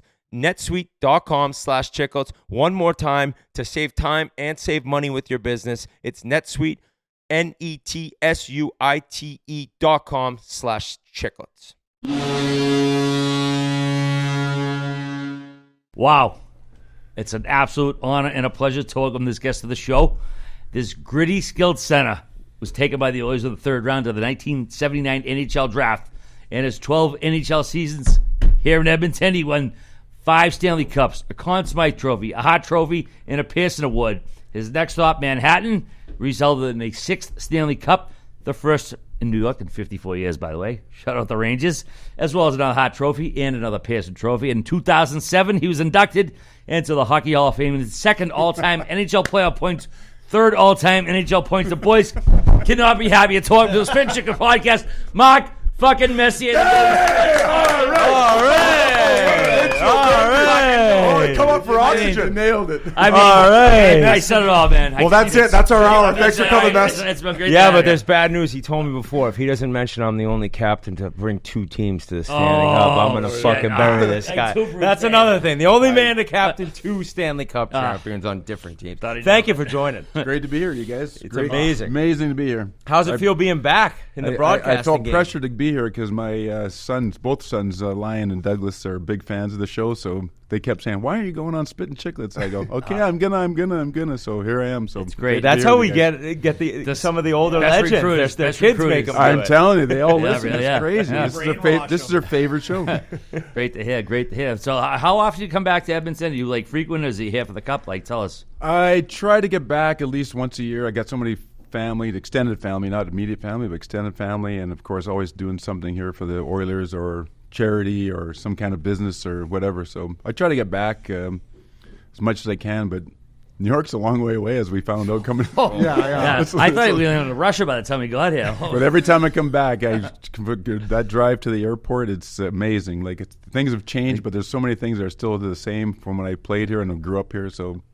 But it's great to see the city thriving. It's awesome. Sort of a Pavlovian reaction, like the goosebumps up, like you kind of remember where you were. Well, I don't know if it's from this actual playing for the Oilers or you got the time growing up here as a teen, and every time I go past the South Convention Center or going in there as a 16-year-old when the drinking age was 7 or 18, being able to get in there and have all that. So that was my first memory every time I come back here, and it's still there. So there you go. Good memories.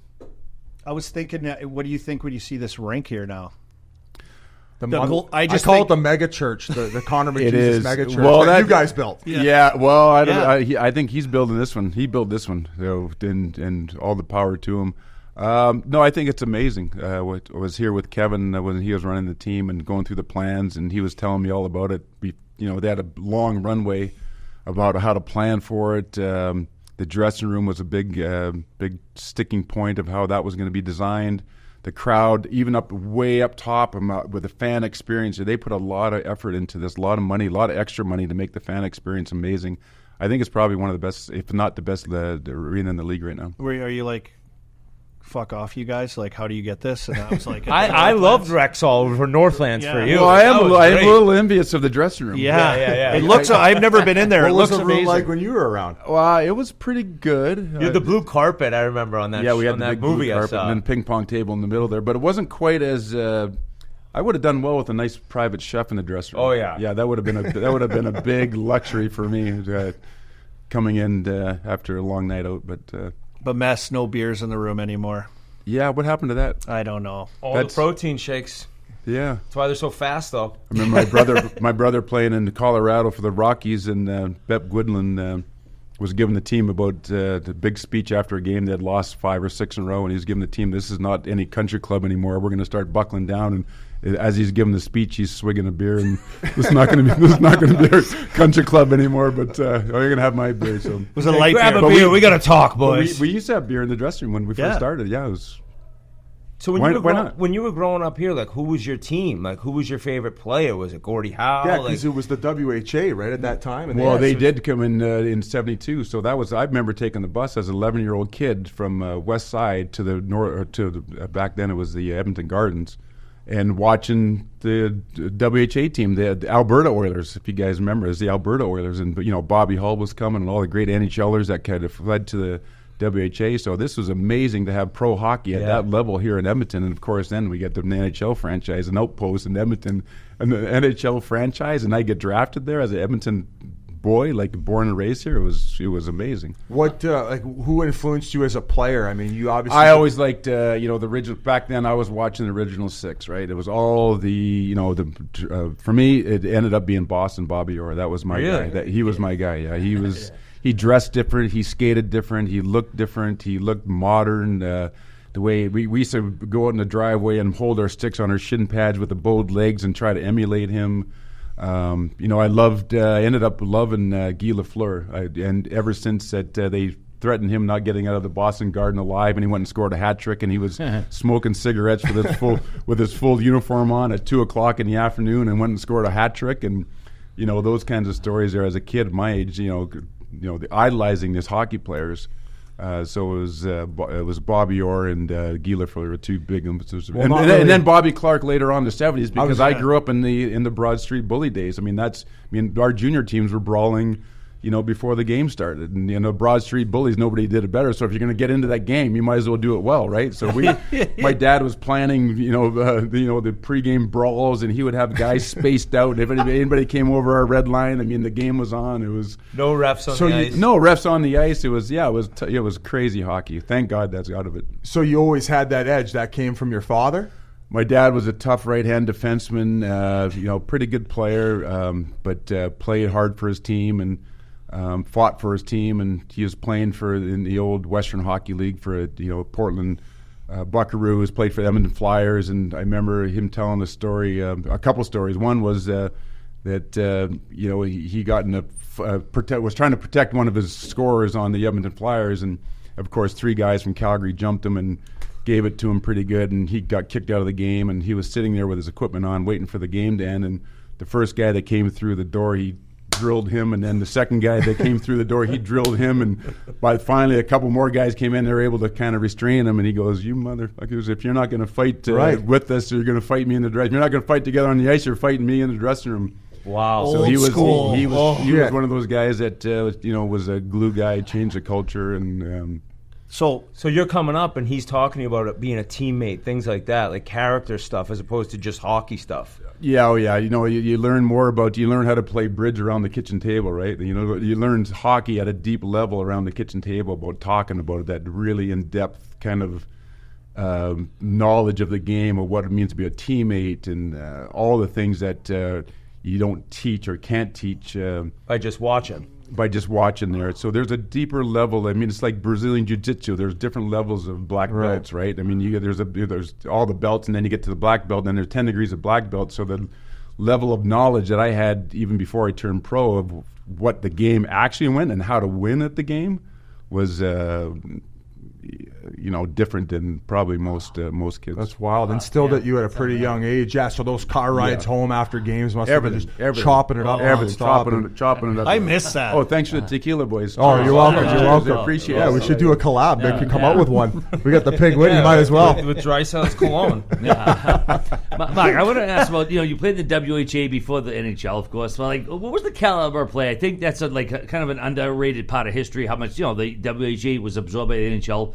How good was the caliber play before you came to the NHL? There was a lot of good players, but there was also a lot of crazy players that were there was a lot of fighting back then. Like Ben Carpenters or whatever. Willie They're Trognitz, personalities, almost like tough guy personalities, more all so. That, yeah, all that. I was 17 years old playing the WHA, looking at this Jules Baudouin, and he cross-checks me. I turn around, throw my gloves back, and this guy is like 6'5", 230 pounds, and I turn around, and all of a sudden I'm looking at the guy with a big Fu Manchu, and he's like this.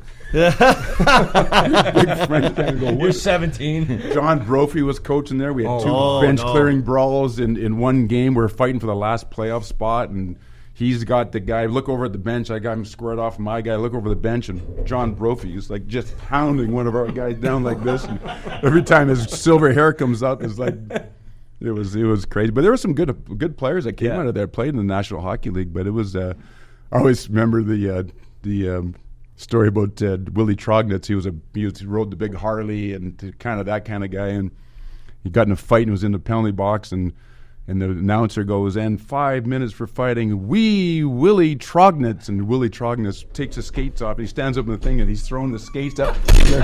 Oh, my God. Throwing the skate up. Wee Willie. Yeah, it's like, but that was the kind of stuff that was going on in the WHA. But it was good entertainment. Like the tropical. Let's get tropical. The French Tropics. Oh, yeah. Just anything to sell tickets, guys? I'm trickling skates. Well, they were putting seats in the, they're putting. Mess had to fight a bear. A couple few good players, though, I don't think enough people talk about, when I watch you playing, I'm like, wow, you're such a good skater. Like your stride, your strength. Yeah, powerful, but smooth and long. Like when I watched the game back then, not a lot of guys could skate like you. I don't think you get enough credit for your toughness we hear a lot about, and your leadership, and obviously your point productions and stuff speak for itself. But your skating is so smooth. Where did you learn that? That's interesting. point, actually. I was never always a good skater. Actually, I remember practicing. My dad was coaching junior hockey for the St. Albert Mets, and they won a national championship in the Alberta Junior Hockey League. And I would always skate anytime I could. I would go skate with the team. And of course, I was 12 years old or whatever age I was, and it was kind of weird. I was not really developed at that time. I was a late developer. And my skating stride wasn't really great for a long time. I started to get bigger, stronger. It started to come, and then I started doing power skating lessons with a gal in Edmonton named Audrey Bakewell, who talked about the skating stride. And most guys skate down the ice like this, but their legs are going like this. Mm-hmm. And she was the first one. If you look at a sprinter, the sprinter's going down out of the blocks, skating like this. And so she had this whole philosophy about keeping your body moving and then, of course, I got stronger and started to grow. My strength or my stride started to lengthen. But I was a late developer. It's hard to say I was a late developer when I played pro at 17. But I was at 15 years old. I was gangly, 5'7", 135 pounds, wow. And then by the time I was 15, I played junior that year. I was 5'9", maybe 155. And then I grew the next year to 6 feet, 175, and started fighting all the 20-year-olds when I was, 16, 17 years old. Was that something that came naturally? We ask a lot of guys that who played the way you did. And I guess your dad kind of taught you that part of the game, but did it make you nervous, or was it almost like you enjoyed it and that physical part of the game you were easy? It became easy to you. Back then, it was you just looked at the game, you monitored, and you were assessing the game sitting on the bench. I did it my whole career. I'm sitting on the bench. What needs to be done at this point right now to change momentum? Anything, like that. Anything. What are we lacking? What are we doing well? What needs? How can we change the momentum? Is someone running around that needs? And someone's got to do it. You know what I mean? And hopefully you have enough, a deep enough team to be able to address any situation. But you also have to recognize a situation that needs to be addressed. So. So I was a stick boy of my dad's national championship teams. I saw every speech that he gave to his team. I saw the teams fight with each other. I saw them party together. I saw them become family. And so when I became a pro, it became very second nature to me of what needed to be done at certain times. And you'd seen it all. Yeah. I'd seen it all, and also I understood the meaning of being a team player, but more importantly, what actually needed to be done during the game. And it was you. Yeah. It was just and you. I was 15, so then, but when I was 16, maybe 16, I became captain of the team. And when you're the captain of the team, everybody's looking around. You gotta take it on. So yeah. But it was an interesting time. The game was different then too. Don't forget. Like we're talking about a different era, a completely different mindset. All the things that it was a scary place. And if you didn't know the guy sitting beside you was going to have your back, that was some of those arenas. It was a tough place to go into. So obviously, as a leader, you knew what to step up when you needed, a fight, whether it was a big hit. Or were you ever dominant at a young age, like you were maybe at your 4th year with Edmonton? Had you ever put up those type of numbers, No. or were you always doing those other jobs more so than you were maybe providing offense? I never was dominant. I started to play really well my last year junior, and then they brought up me to the WHA. And because don't forget, I played 4 years of junior, so because I started when I was 15, 16, 17, and then I guess it was 3 years. But so I started to play really well that year because I was finally playing against kids that I could compete against physically and all that. So then I went and played the WHA, but I never put up big numbers ever at any point in my career. So I was always kind of more of a role player, and I understood that role really well. And when I turned pro, I played on the 4th line, and when you play on the 4th line, you got to figure out a way to make yourself useful, right? So I played with Ron Chipperfield and Bill Cowboy Flett.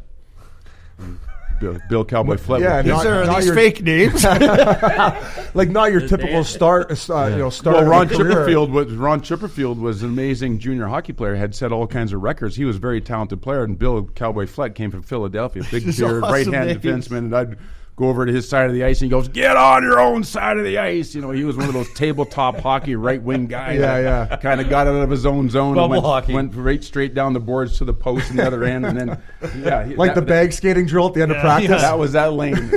He never got out of that lane there. So.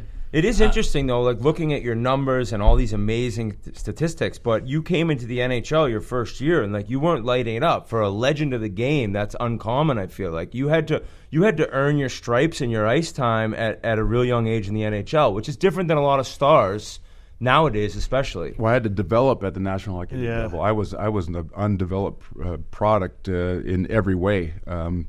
I had a deep understanding of the game, which we just talked about. But for me, I was 18 when I got drafted, had played a year of pro, so I felt confident going to the training camp for the Oilers when I got drafted in the third round. But I was still an questionable asset at that particular time. I was just trying to make the team. I was lucky enough to make the team. Like a lot of potential, but well, they didn't even know if I had potential. I think someone obviously saw something to draft me, but there was nothing that stood out to anybody at that particular time that I was going to be even an NHL player. I just hadn't put up any kind of numbers that would have said that this is a guy that could potentially one day become, what an explosion, eh? Not bad. Bought a penny stock in the pop there. Like, I want to ask, like, when you got to Edmonton, what did you know about Wayne before that, and like, what were any expectations? I remember reading and seeing when I was 9 years old a big expose on the Canadian magazine about this guy that was scoring 300 and his child that was scoring 350 goals and 400 assists, and I'm thinking to myself, wow, that's amazing. So I knew about Wayne at a very early age, right? Like, and of course Canada knew about Wayne, and then of course. It was interesting when he signed in Indianapolis, and then Oilers signed him from there. Indianapolis signed me. So when he was coming from Indianapolis to Edmonton, I was going from Edmonton to Indianapolis. But I remember one story about when I was 15 years old, my first year junior, my dad was coaching, and I didn't think I was going to make the team because I was small and weak, and I wasn't skating great. And anyways, I made the team, and I was on the practice going to with my dad one day, and didn't have my driver's license, obviously, so I said, "Hey, Dad, do you think Wayne Gretzky's way better than me?" And my dad goes, "How do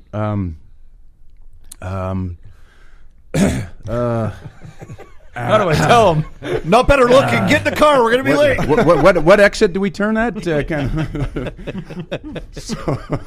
So Wayne and I had a connection at a very early age, and crazy enough, there we find ourselves together at training camp in Edmonton and became fast friends very quickly. So it's like you think of the Oilers and your dynasty and Gretzky and yourself and Anderson, Fuhr, Coffey, like.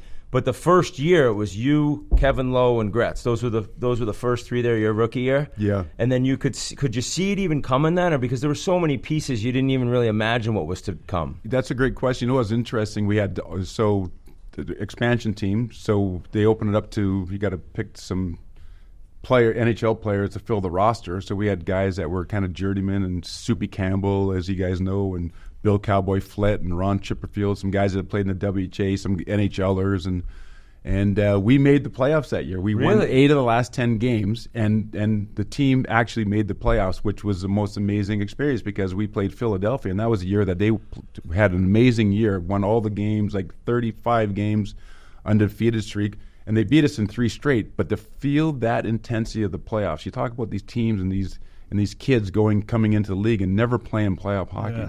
We played that intensity against the Philadelphia Flyers our first year, and that was like an awakening. Wow, there's a whole nother level to this thing that it is. Oh, yeah. it was like literally an awakening for us. Like, wow, there's a lot more than. Did they bitch slap you boys? Yeah, 3 straight. Yeah, but like other than that, no. We were tough. No, they didn't. No, we didn't get pushed around, and it was pretty. It felt competitive, but when you get beat 3 straight, obviously you look back, it's like they handled us, but it didn't feel like we were completely outclassed or undermanned or getting kind of run out of the building, and then you were like, oh. Well, we had Dave Semenko, so nobody was. We'll be okay. Nobody's doing anything. Well, that wasn't even like a precursor to that things were going to be good. There was a lot of steps, but Wayne tied Marcel Dion for the NHL scoring lead. the first year. I mean, it was amazing. The fans must have been incredible here. It was like Gretzky, and I had aunts and uncles that grew up here cheering for the original six. Someone from the original six, huge. I mean, it was hard for them, even though I was playing for them, to kind of change their allegiance over the Oilers. It took a while, but we finally did. But it was. I'm from Edmonton. This is the craziest idea that we could ever imagine, that the NHL is going to come to Edmonton and I'm going to be playing on the team. It was like crazy. It was. So the next year, right? Then you add Anderson, then you add Curry, then you add Coffey, then you add who else is on here? Yeah, Fuhr, and you play 9 playoff games. So then you're starting to see like, holy shit, we're building something. Well, we played we played as New York Islanders that year. And so we got a first-hand look of what a Stanley Cup champion looks like. And we're taking them to 6 games, so we're going, wow, this is pretty fun, you know what I mean? And we're kind of playing hard, and we're kind of loosey-goosey and not sure what's going on. But and that was kind of like the time when now we're starting to think about, Koff's playing away in Gretz. Now he's leading the league. Grant Fuhr is playing amazing, so now we're kind of starting to think, wow, we might be onto something here. But you guys are just so young too, right? Having so much just fun. Like, what is this? Yeah, it was a little bit of that. If you're not having fun when you're 18, 19 years old, playing in National Hockey League, playing with the greatest player, smashing every record, and playing in my hometown. I mean, if you can't have a good time there, what are we talking about? What are we doing, right? Like, I mean, so we were running it pretty deep. Yeah, we had a good time. Did you feel? I was going to ask if you felt any more added pressure playing at home, or you just thrived off it and loved it. I didn't really. I lived at home my first year. Then I moved in with Glenn Anderson on the south side, and then eventually the Kevin. Party house. We yeah. Sound like your dad now. Yeah. Next question. PR mess. Love it. We didn't miss it. We didn't miss out on anything. We. You know what's crazy about it, though, is that we were all going out, and when we went out, everybody obviously recognized this. But when we went out, there was some kind of feeling that we were all in it together. We weren't trying to steer away from the attention. I mean, we were just kind of part of the whole scene. That's the way it is. It was just part of the whole scene, and we're having a great time, and everybody accepted. Of course, they recognize it, but it wasn't so fandom back then as maybe it would be now. And but we just felt like part of the whole fabric of the city in so many ways, and 18, 19 years old playing professional hocky. You mean there wasn't 3 guys trying to carry beers in your trunk of your car giving you hugs while you're trying to get in He's there? talking about McDusty. Yes. There was all that. It just wasn't on camera. We just didn't. Yeah, exactly. Didn't record it. Mark, I could ask, one of the most iconic photos from your run here at Edmonton was you with a face cloth over your loin with Gary Cohen. What you talk about, Mess? Like on the lap with the beer bottle. Tell us that story. That was just he was so Edmonton. They had a thing on the west side. I can't remember the name of the but they would do plays there, and all these actors and actresses would come to Edmonton, and they would put on these performances. And he was in town doing something when his show was at the peak or height of its popularity, and he came to a game and came in the dressing room. Back then, as you can see, I had a beer in my hand. And so we it's had an beer. awesome We picture. still had beer in the dressing room, and I'm sitting there with someone takes a picture. I'm not thinking about it. Here we are, how many 50, 40 years later? Feels like Iconic. 100 it years is. later. It's truly an iconic photo from that. It's just bizarre. It is exactly. It's the bizarre. That's why RA loves it. He likes the weird shit. He's all into the weird shit. He's like, I wonder what's under that towel. Yeah, you're not that the only really little towel that he was wearing. What you talking about? You're not the only one at the table like psychedelics, Mess. This is the kid. Exactly. Hey, now. Yeah. I was just looking at this table there. I was going, whoa. Yeah, I know. You spiked the tequila. Coming right from the moss peat right there. You should have dancing bears then, huh? Yeah, that's his new mushroom tequila. earlier. I'm telling you, I was going, That's good for you guys. Do you guys import this just for the show? Yeah. Or just come with your new studio? Yeah. What do you mean? This is so home. So after that run, and then you guys were beat in the finals. It was by the Islanders. Was that kind of now? That was the third year in '83. Right. So was it all of a sudden after that? Now the expectations are we want a cup. Did you guys feel that internally? Well, don't forget we lost to LA, which then they wanted to trade everybody away In 5 games, right? Yeah, I'm looking at that. And we it was a series we probably should have won, and we're sitting on the bench and booing their power play and doing all the things that crazy cocky kids did. Yeah. And Gary Unger takes a 5-minute penalty, and they come back and we're up 5-0, come back and beat us 6-5. But when they talk about experiencing things along the way, I always say, well, I'd rather win while I'm experiencing how to win. But unfortunately, there are certain things that you have to really understand about winning. And that was a tough lesson for all of us. And then the third year, in '83, we get up against the Islanders. We lose 4 straight. And now we're thinking to ourselves, now we can get there. Now we got to figure out a way, once we get there, how to win. Because we got completely schooled in '83 by the Islanders, which obviously were an amazing. And that was their 4th, right? That was their 4th in a row, and they were an amazing team. But they just schooled. They were just better. They were just tighter. They were gritty. They were tough. They were just like not giving you and Gretzky any room. Nothing. Just so connected and just. It's just hard to explain. They took our game away. We didn't make any kind of adjustment. It was a real eye opener, learning curve for us and our whole organization. Well, I think Wayne describes it as he was walking by their room after, and they're all celebrating, and they had ice bags all over them, where he felt that it was a different level that you guys had to get through, and the fact that he took that path was everything he needed to know in that visual, saying, we got to go back to the drawing board, and we got more to give. When you get beat 4 straight, you got to look at everything.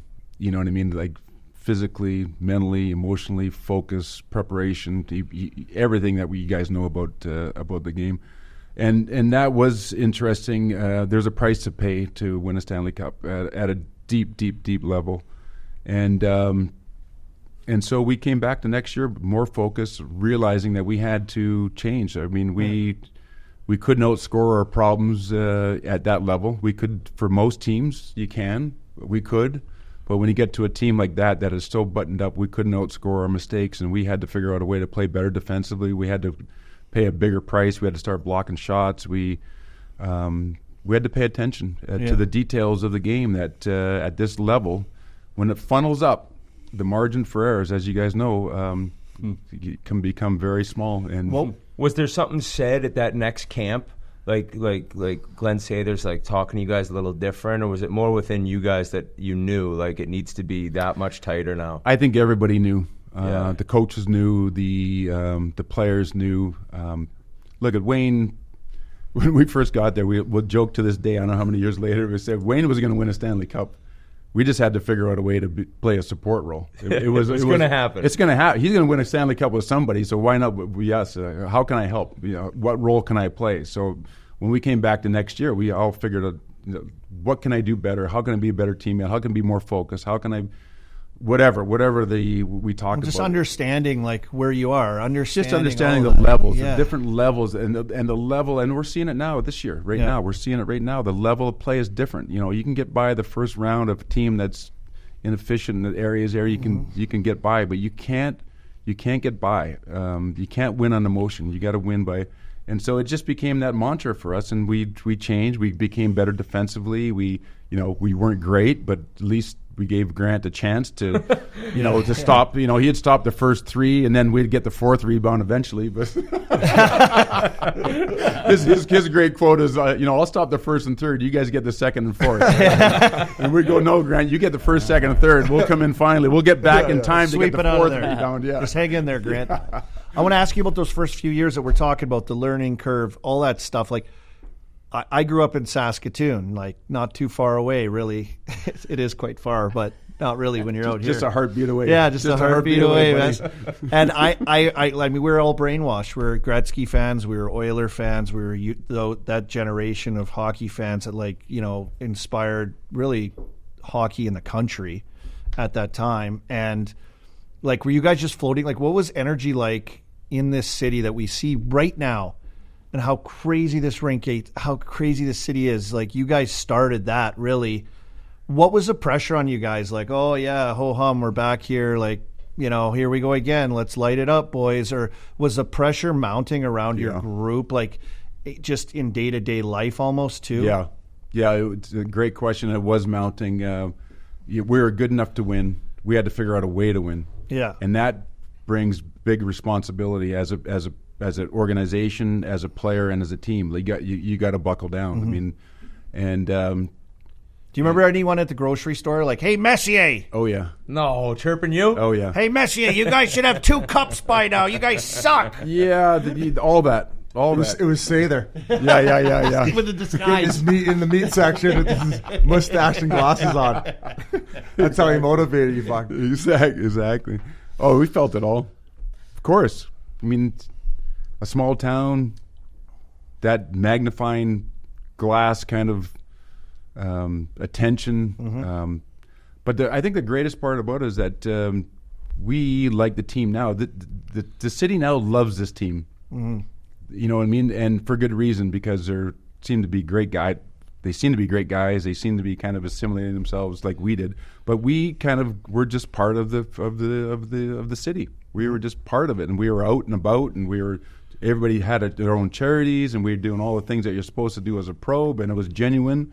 It wasn't contrived, but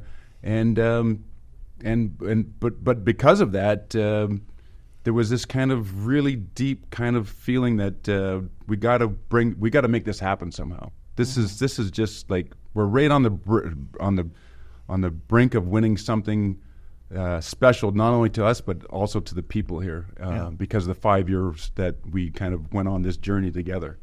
And I always say that we went on the journey together, and it is true as a team and organizations. If you're not kind of walking that line together with your fan base and using that energy that they can provide and the expectations and the pressure. I mean, when I went to New York, I prayed that there was the same kind of expectations that there was here in Edmonton, and there was. But I think that can really benefit a team, that it matters if you win. It matters if you don't play good. You hear about it if you don't play good. And if you can't stand the heat, then you got to get out of the kitchen.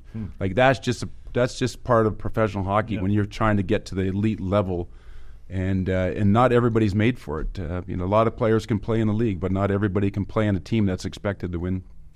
Mark, the 5 Cup match here in Edmonton, I'm supposing there were times, there was a rah-rah speech necessary. Who would give it? How would they give it? And like, how effective would it be when whoever gave it? Yeah, maybe like it? Before you guys won your first, like the game where you guys clinched it. Anybody? You guys know that? Do you guys know that story? No. So it can come from anybody. And that's the greatest. That's the beauty of sports and in team sport, is that inspiration, all the things that we talk about doesn't have to come from Wayne, doesn't have to come from Kevin Lowe, doesn't have to come from myself, and come from anybody. And we're getting ready to go up for the third period, and Donnie Jackson, I don't know if you guys remember Donnie Jackson, tough left-hand defenseman, glue guy from Minnesota, stands up in the middle of the dressing room and he goes, "You guys ever hear about the bear and the rabbit?"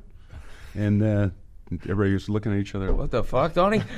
Donnie, we're going out to we're going out to win our first Stanley Cup. Anyway, so go ahead. What's going on? He goes, well, the bear asked the rabbit, "Hey, do you have a problem with shit sticking to your fur?" And the rabbit looks at the bear and he goes, "No." So the bear grabs a rabbit and starts wipes his ass on it like that, and we're all looking like we're all sitting in our stalls waiting to get up there. We're looking like, what the fuck is just took the nerves right out of you.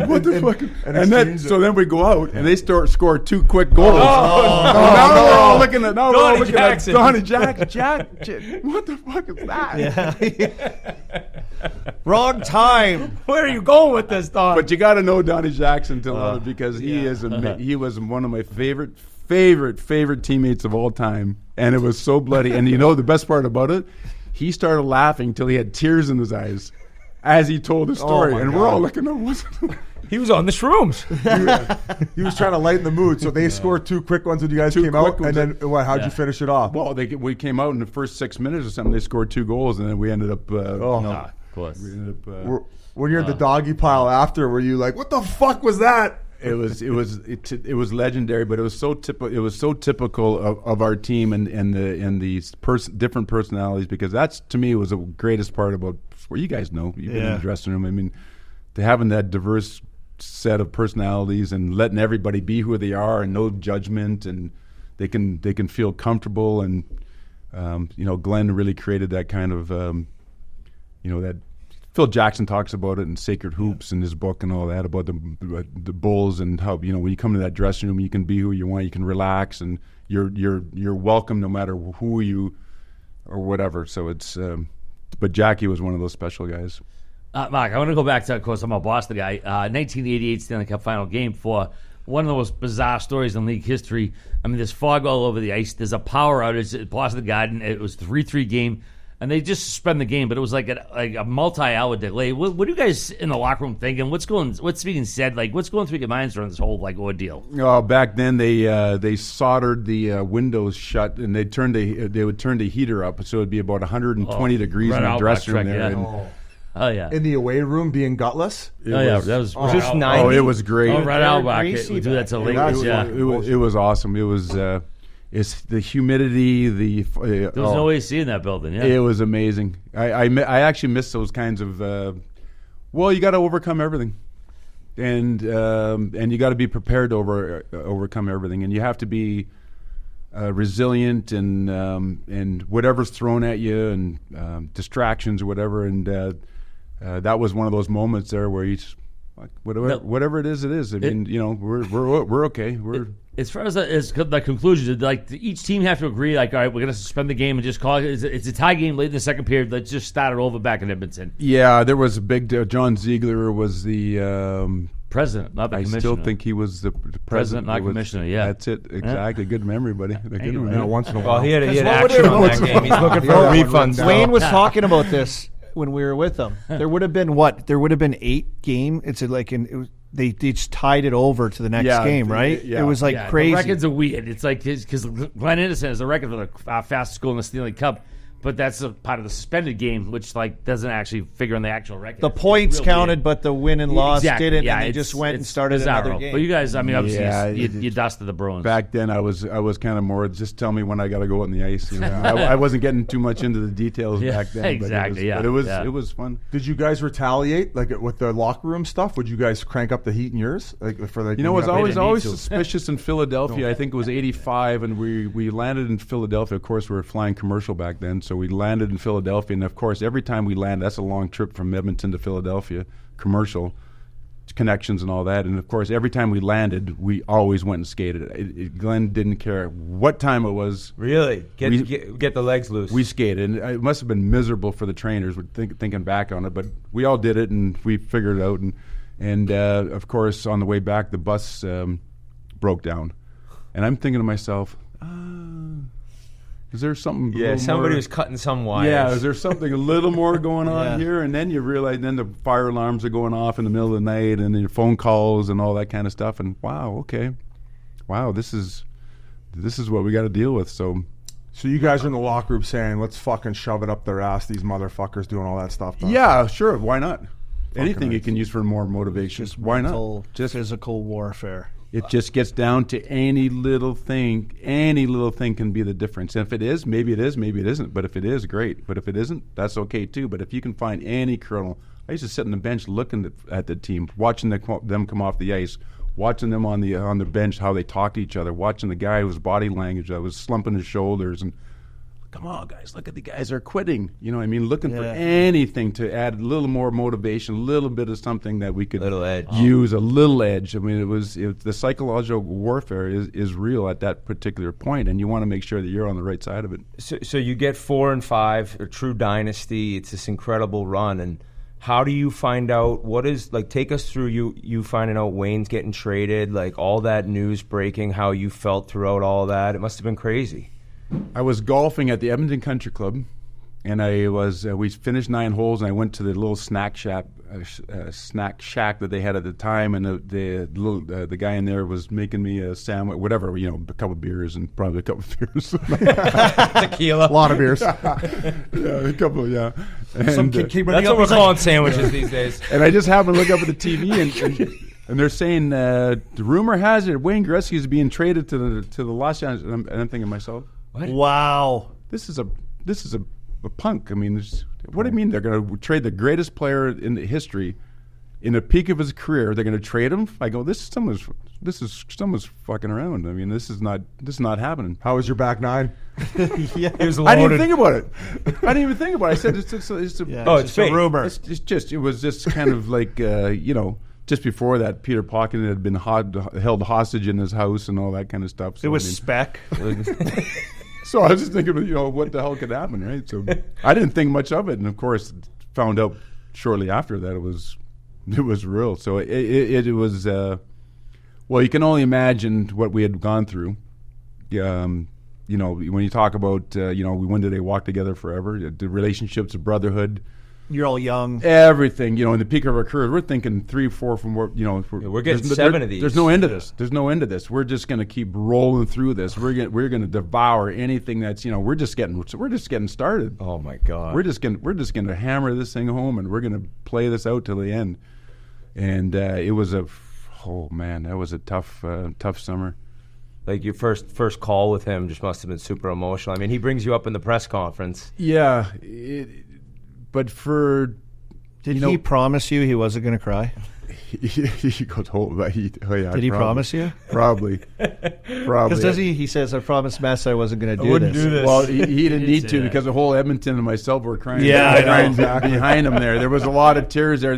That North Saskatchewan River right there just went up about 4 years. Went up about 4 feet. Flood warning. Yeah, the drainage systems in Edmonton were overflowing. I thought it tasted too much sailing in there. Wow, all the fish are coming. Too much sailing in the water. Man. Holy shit.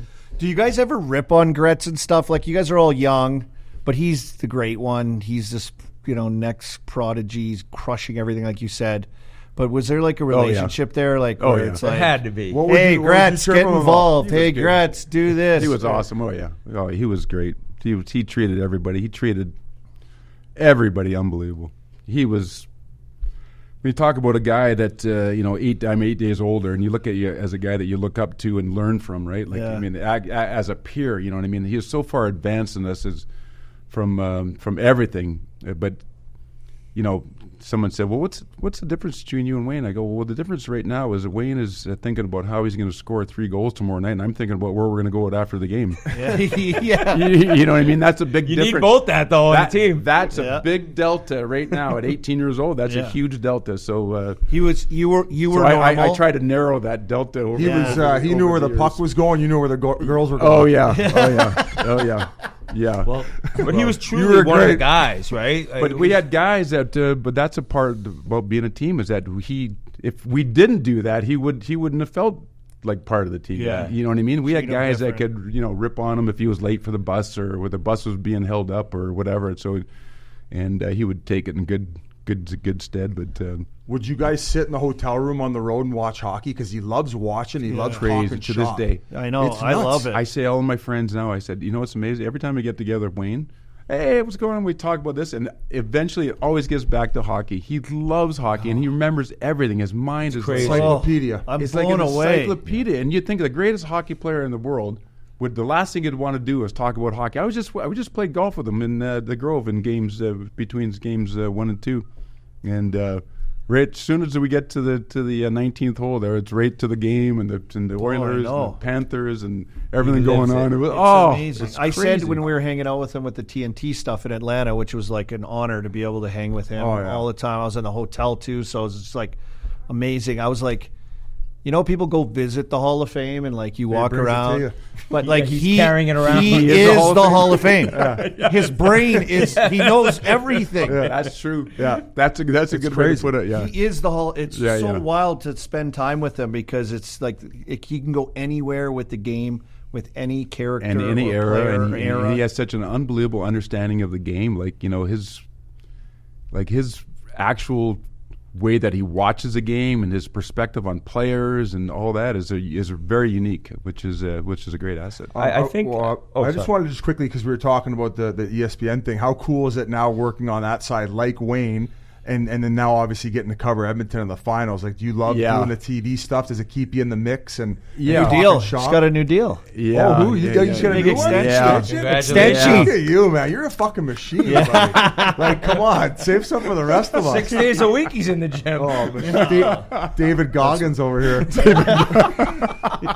No, I'm serious. Stay You're hard. a machine, man. David Goggins. You're doing it all, man. Carrying the game. Oh, the ESPN's been. When they first asked me, I said, "Wow, I never thought about doing something like that." And the best move I ever made, best decision I ever made, has been unbelievable. Actually, it's been a 3-year learning curve for me to really understand that side of it, and how to bring anything that I know, how much or how little, that can be debated, to any kind of educational, teaching, entertaining perspective. I always get back to, for anything that happens on the ice, when I watch the game, there's so many things that happen for that to happen. Yeah. And as an analyst, I was trying to get everybody involved in why that particular and I didn't have time. No, I know. It's There's no time. I know. And so I had to get a thought, and I had to kind of get to the thought, and I was kind of, wow, that's kind of boring. Like, I'm There's more to there's it. more to. There's way more depth to what's That's happening. why you need a podcast. Yeah. Well, that's why I'm on you guys. So we can chop it also, up. like, We can you- chop it No up red now. light, buddy. No red light here. Chop it up. But Mess, you could do this easy. This is just us being us. But like when you sit there and your suit's on and you're like, It's quick. you know, it's like you have to find being yourself in that situation too, because it's not like organic or normal. It's like kind of awkward when you start. Like, where do I look? What am I doing? How do I present this? All of that. Yeah. You're absolutely right. But I'm thinking to myself at 63, what a great way to get to know myself over again. Yeah. What an amazing way to challenge yourself, to do something that you've never done or ever expected to do, and to really learn something and understand something outside of anything you've ever known in your entire life. And because of that, I find a lot of I just find a lot of gratification in trying to do anything well. Yeah. If I'm going to do it, I'm going to try to do it well, and I'm going to put the time in, and it's taken 3 years, and I feel like maybe now I'm just kind of starting to turn the Oh, you corner. guys are doing awesome. Well, I mean, there's a lot of hiccups. You know what I mean? There's a lot of things that happen that. Laying in bed at night and not being able to fall asleep and Okay, like, as- oh my as a- God, why I- did I say that? I should have said this. Exactly. Why Yeah. is PK outdressing me? I look like a bum compared to him. I'm going to get a little more style. I got to get a new suit, guy. guess- This guy's yeah. making me look silly. Yeah. All of it. But you're right. As a player, I was very hard on myself. Yeah. And I would go home and I couldn't frickin' wait to get back and play again, because I didn't want to be in a restless nights if I didn't feel I gave my best or play my best. And so I'm going home now and I go, oh, it's so fucking obvious, you freaking nitwit. I mean, it was so obvious what you should have said there, and self-analyzing myself and all that kind of stuff. But it's great. That's I love, part of I the love learning it. It's experience, love buddy. it. Love it. I think, like, obviously 94 is just so legendary, but that fifth cup in Edmonton for me is like the one without Wayne. It was your best season statistically in your career, your most points in a playoff in your career. And the year after he left, I see you guys lost in the first round. So that second year, it must have been this hunger inside you, like, we're getting another one here. Like, were you so focused then? Wayne gets traded. So we all got to come to terms with that. So then we huddle back with all the veterans. We go, look, we've been through a lot together. You know, we can't give up on each other. You know, we can't give up on the fans. We can't give up, as much as we're pissed off at the owner and the organization for doing it. We can't give up on that. I mean, so we got to buckle down. And how are we going to buckle down? So sure enough, who do we play in the first round of the playoffs? LA Kings. And who beats us? Unbelievable. Wayne. And now we're going, you guys suck. You can't win a cup without Messier, and we're here all year long. You know what I mean? That you guys are never going to win. You know, just everybody chirping us and all that. And I'm going, yeah, you fuckers. Yeah, you will see. So it was pissing you off. No I was doubt. like, you know, maybe we could, maybe we couldn't. Look, I know how big.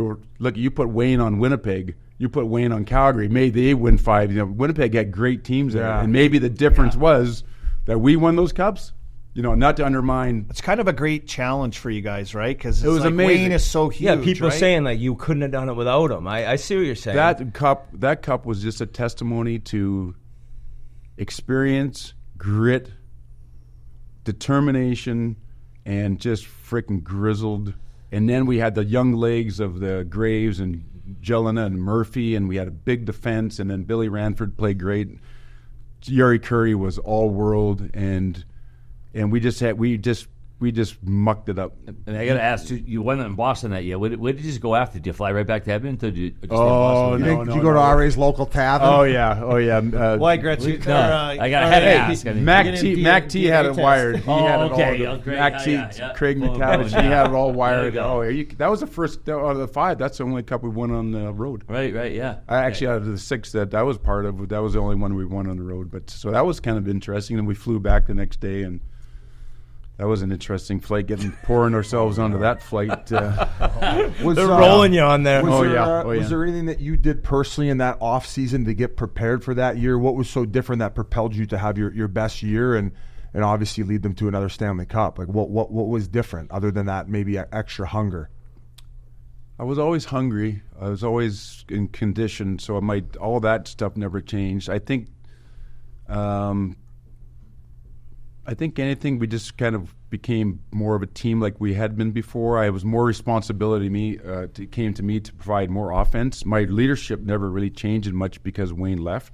I still was doing the same thing. Wayne and I were completely different as far as our leadership. We were so compatible because I was here, he was here, and then we never kind of conflicted in any time as leaders on the team. And of course, as captain, I was there to serve the captain and help him any way he can. So when I became captain, that didn't change for me. So that was good. And then what did change is I was more responsibility for me to provide more offense. So I had to figure out a way, and then I had to change my game because in order to be an offensive player, you have to calculate how to cheat, when to cheat, to get on the right side of the puck, but not do it at the time where you can come back. Costly, So a lot of that changed in just my overall DNA, where I'm more of I never scored an overtime goal because I was so freaking worried about losing. I was always defensive. I would stay back and get pucks out, and Glenn Anderson was friggin' just ripping it up, right?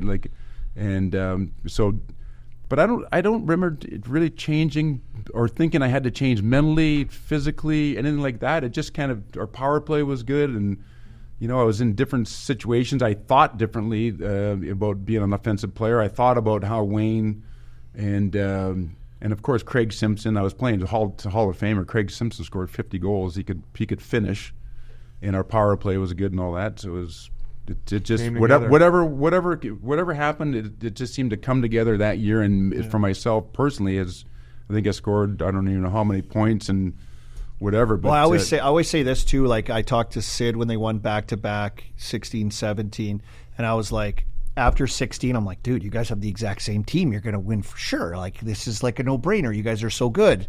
He's like, I don't know, man. We got to find our identity, like it takes. I'm like, what do you mean your identity? It's like all the same guys. Like, just do what you did last year. Just change. But it's like every year you come in, like one little guy's lacking or something happens or a guy gets hurt or something, and it kind of takes a shape of its own. So I imagine that year for you guys, that shape you guys formed into as champions was so kind of foreign because it'd been a certain way. That's for really so long. perceptive of you, and that is exactly right. Every training camp brought on a new challenge of trying to find that team's, and everybody talks about motivation all the time, and of course you have to be motivated, but I always talk about it's better to be inspiring. You got to figure out a way to inspire, but if you inspire people, they'll motivate themselves, and then you're not kind of responsible for trying to motivate 25 guys every night. I mean, that's a recipe for disaster, not to mention that this is going to be a quick burnout, and that seemed to come to us pretty quickly that year to a person, from all the grizzled veterans that we had to,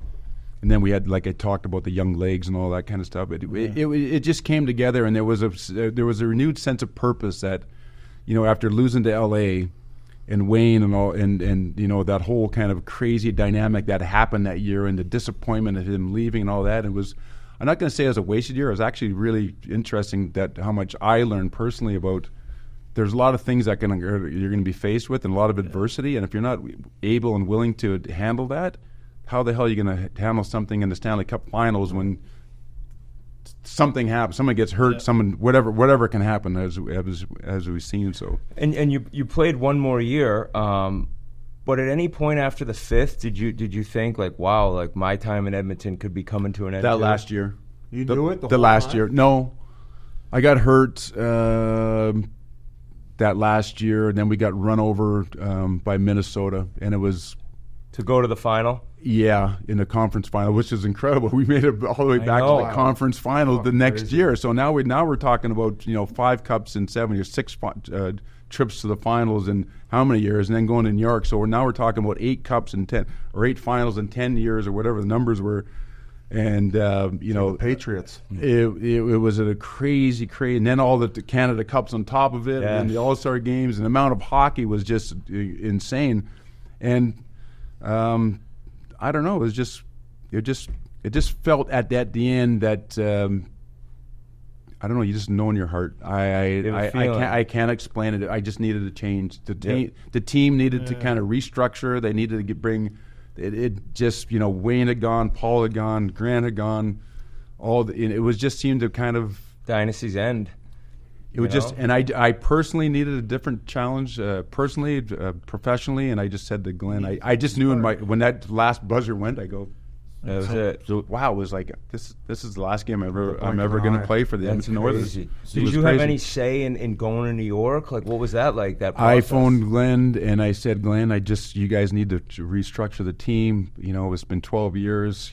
This has been more than we ever expected, I'm sure. Like, you know what I mean? Like, we knew Wayne was going to win. Do we ever think we're going to win 5 Stanley Cups here? Probably not. But this is, you and I both know. And he goes, where would you like to go? And I go, well, if you have a chance, 31 years old, I wouldn't mind going and playing in New York City. Wow. So he was able to make a trade with me. I think that's a testament to the respect he had for you at the 5 cups that he made. He absolutely made you wish. Absolutely. It was just unbelievable. Actually, unbelievable. Do you remember being young with the Oilers, going to New York, being like, I could play here? Oh yeah. I like this city. Can I come back for another podcast? Oh, yeah. We'll do a podcast just on my nights alone. Okay. From 1979. The New York edition. To the time I got there. There goes your new SPN. There's one name. We got a contract for you. Don't worry, though. You'll be making more than your Oiler days. Exactly. You let that information out. But, I mean, getting there and starting it off there, that must have been special. Like you said, a new chapter in your life. And I said at at a press conference, I hope this so-called second career is going to be just as fun and as successful as my first career, because it was ending a chapter and starting a new chapter. Yeah. Of course, trying to win 5 Stanley Cups in New York would have been a little bit, but to win a Stanley Cup in New York coming after 3 years later, wow, what a ride that was. Like, I think 31 years old when you got to New York. Did you feel like you still had a lot left in the tank at that point? I did. It was interesting. I'd come off a knee injury the year before. I'd missed like 3 weeks, and I came back early. We'd lost 10 in a row. I came back, and I should have been out 2 months. I came back in like 3 weeks. Kind of got things stabilized, played in the playoffs, you know what I mean, and on one leg, and then we got to the conference finals, got beat, and then so I went to, the trade was made. I go to New York. I fly to New York, and I go in for a medical, and the doctor clears me, and of course the article the next day is that Rangers are thinking about trading for veteran Mark Messier, 31 years old, but actually he's not 31 years old. He's actually 62 years old in hockey years, because he's played so many regular season games and so many playoff games that if we have to judge it in hockey terms, he's actually 62 dog years. I'm thinking about, I feel great. Like, I'm 31 years old. I feel great now at 63. Never mind 31. I was still chewing nails back at 31 years old. I was going to eat this whole table. Then we would have had some fun. Yeah, oh yeah. Wood chip rolling. I love it. I would have gnawed away at this by the end of this interview. Yeah. Oh, man. That's great. I guess I would ask, comparatively playing here than going to New York. I mean, it's New York. But, like, are you amazed at, yes, winning a championship, and yes, you're recognizable playing for the Rangers, but it's like, I feel like, and maybe I'm biased because I love hockey and I grew up around it, and seeing you, I would go, wow, but walking around New York still to this day, and like what you mean to that city of people that never even maybe watched a game, but that you brought a championship for them in that regard. 54 years. Yeah. You think about it, in the fan base of 54 years, the generations of fans that have been through Madison Square Garden to see the teams and the relationships between fathers and sons, moms and daughters, aunts and uncles, and those forged relationships through the lens of sports and the New York Rangers and the fandom around New York Rangers. You think about the power in that. And when I came there, the first game that I played, I recognized it. And it was wow, I'm getting into. I was hoping that hockey was gonna matter in New York City. Yeah. Wow. You underestimated it. I underestimated the how much it mattered, and the pressure that when I skated on the ice for that first game, and they had all the ex-captains there, and I shook all the ex-captains, and the crowd was like, and the it was like, oh my God, what did I? This is pressure. What did I just sign up for? Yeah. And it wasn't a smooth ride to get there, but it was. What's the craziest thing in New York that happened to you? Like just because you were. That's for the second podcast. That's okay. That's for the second. You gotta pay. You gotta pay.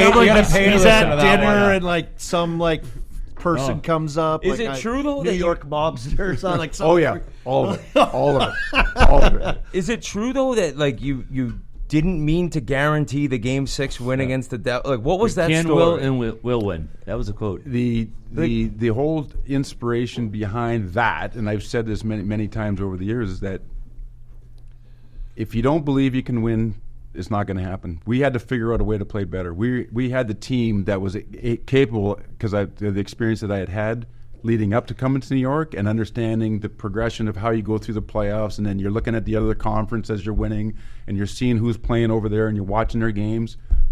I felt that we had a good enough team to win that year. We had proven overall, first President's Trophy and all that. And then I knew Vancouver was going to perhaps come out of that side. And if you look at us in Vancouver on paper, we should beat them. We should technically beat them. Now, whether we got to go do it, but so I'm thinking now we got to figure out a way to get through New Jersey. And at that point in my career, now I'm 33, 34.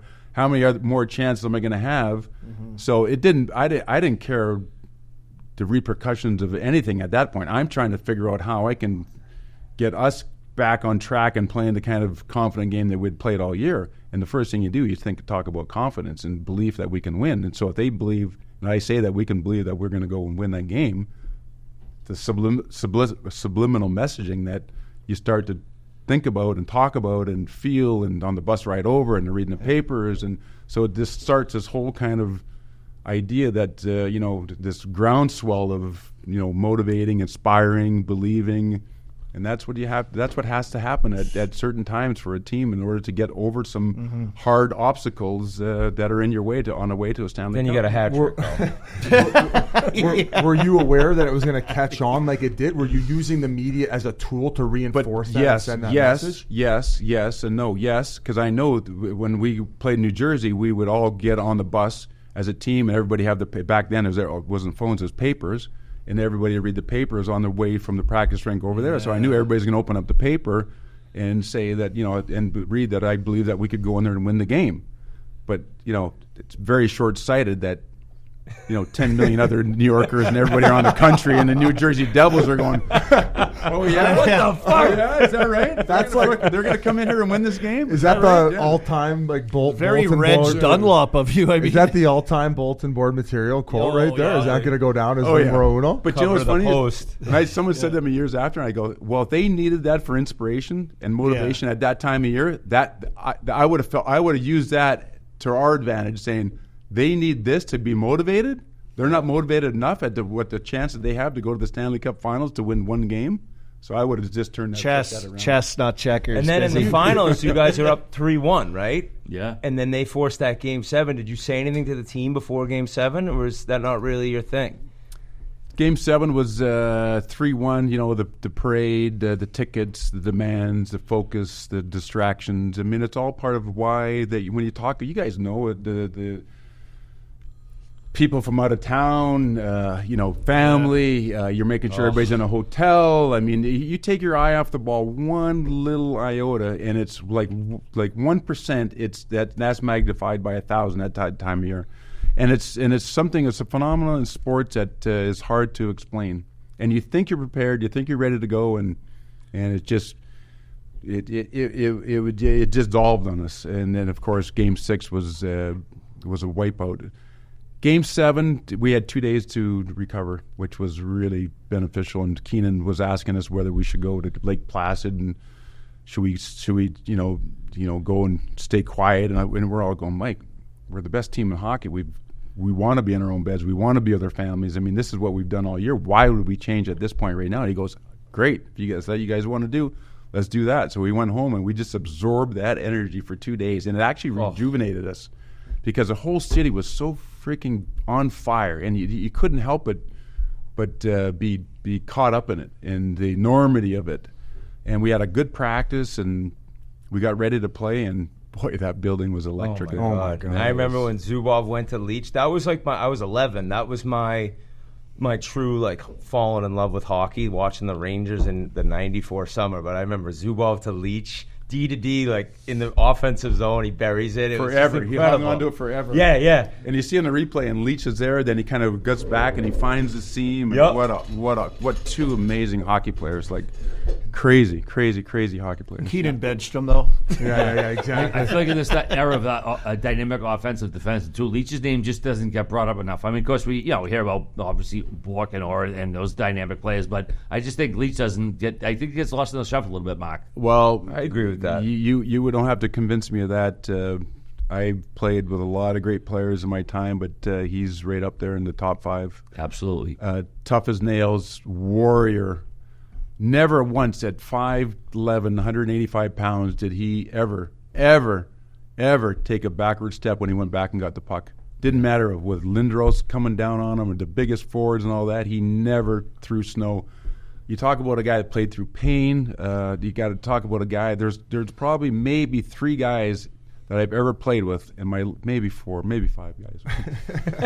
maybe you have 6 cups. I'm sure there's a lot more. Maybe 5 guys that I would never worry about giving a long-term contract to. He's one of them. He knew you were going to get his best on any given night. What a warrior! What a player! What a friend! What a champion! Unbelievable. It's so hard to, like, you just have so many different things. Yeah. We've taken up so much of your time. Okay. I just was kind of. Well, that's why we got to come back. Hit the play button. Are we recording? Yeah. Oh no, we're not recording. We're going to start over. I guess my last question for you would be the career you had and what you meant to these different cities. And we talk about post-retirement for guys being difficult. For you, like at the beginning of being out of the game, like was that hard? It wasn't actually. It was. You had enough. Christ, I played for 100 years. Can't do this anymore. I was walking out of there like the Mess actually hated hockey. But it was interesting. But that's I was 44 when I basically retired. 40, whatever it was. What do I do now? 26 years. But so I recognized my last few years it was diminishing returns. I needed more rest to work. That you need. So I couldn't keep up. And more importantly, that if it's not, it's just a hard thing when it comes to the end. But anyways, when I did retire, I retired to my son Douglas and my son Lion, and then had another baby after that. So it's that fills you up immediately, right? But I never once I retired felt that, geez, I wish I felt about or thought about going back and that's playing. A good thing though. Like you were complete. I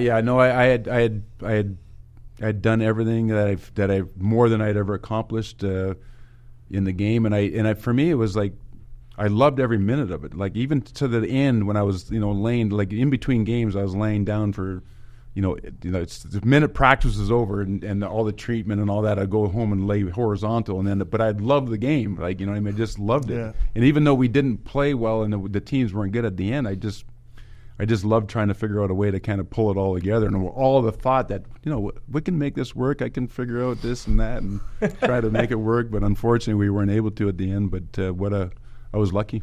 What do you consider your purpose now? I mean, obviously you had 26 years pro. Like since you've retired, what's become your main focus? When you wake up, what makes you tick? Kids, obviously. It's kids for me is family. I started my foundation that's really geared towards giving access and opportunity to kids, underprivileged kids in New York City, especially in the Bronx. Trying to put that Kingsbridge Ice Center together. That didn't happen, but we put over 5,000 kids through a Learn to Skate program on rollerblades, all in anticipation of that happening. That never happened, but these kids are amazing. But just paying it forward, really kind of, hoping that one day I can help anybody that's need and in the game itself, lend any experiences I had that might be helpful, and then of course the entrepreneur stuff, which is fun. And You ever skate anymore? I did skate a lot before COVID. Really? Yeah, I was skating a lot actually. I got a spot on my ball hockey team if you want it. Ball hockey, yeah. You can't get a title. This is the guy you need. Oh my God. Big deal, brew. Yeah. Yeah. Big deal selects need mess. Yeah. No, I love skate. I still like. I used to skate just for cardio and all that. And then I was playing the odd charity game and all that kind of stuff. So I at least wanted to not embarrass myself and all that. But, Mike, I'm going to go Game 7. We'll talk about the 94 Rangers. It's just an epic final. And it goes down to the last minute, the last face-off there, the last draw. Take us through those last few minutes, the anxiety of it, or how you lead the team through that moment. Well, that's funny. There's my partner and I, Isaac Chira. We bought all the rights to Game 7, so we're building a whole brand around Game 7. Yeah, I saw you wearing those shirts. Yeah, so that's we're coming out with a docuseries, and we're going to create a whole brand around Game 7. But Game 7 in New York, the dying seconds, I'm not sure I know for sure in my career that I'd never felt anything that palpable that day going to New York City. I'd pick up, the routine was I'd pick up Brian Leach. I had a limo driver. I'd pick him up at his apartment, which is a few blocks away. We'd go down Broadway right to the rink, and it was absolutely electric. And we'd go there at 4 o'clock, and we finally got to the Garden. Back then, we'd come into the Garden, we'd go up the ramp, and we could drive. They would drive us right up to the ramp. So your back and legs were blown out. Well, then later in my career, I didn't mind walking up because it was like a flush. It was I couldn't, yeah. But I hated that too. That was like a setup. So we're coming up with a docuseries with Amazon bought about that Game 7 game, and it is unbelievable. And the guys that did Connor Shell that did Last Dance, he did it for us. Okay, yeah. You're going to have more Emmys than cups by the time it's done. Coming out in October. Oh, and that's going to be and sick. we got the Oilers '87, and we got yeah, it's amazing. Had you ever experienced anything like the Kenyan Heroes before? Come down that, I don't know. Well, you know what's funny? Mike Keenan. So we go to training camp. They hire Mike Keenan, right? We go to training camp, and first thing Mike Keenan does before he says a word, he goes, "Run it!" You know, he's standing up there, "Run it!" And so they turned this video on there, and of course the video comes on with some music, and there's a 1986 Mets ticker tape parade, and we're watching that, going, "Wow, that's really." And you know why he said he showed that? Because there wasn't a ticker tape parade video of the New York Rangers winning the Stanley Cup. But the idea that the first day of training camp, he started to plant the seed, and that's why we're here. We're not here. We're not here to play in the National Hockey League. We're not here to collect a check. We're not here to, win the President's Trophy. Win the President's Trophy. We're awesome. here. We're here to go down that and get the people out to the Canyon of Heroes to celebrate the Stanley Cup. That's what we're here for. And anything less than that is not going to be. And if you're not on board, let me know now, and I'll find a place for you to play. Because you all can play in the league, but not everybody can play on a Stanley Cup winning team. Let me know who's in. Raise your hand if you're in. Yeah. Mess, we're going to do this again for sure. 100%. Yeah, my last one would just be regarding today's game. How happy are you, obviously one of the founding members of the NHL, and bring it to where it is, seeing the game with where it's at now, 32 teams, thriving.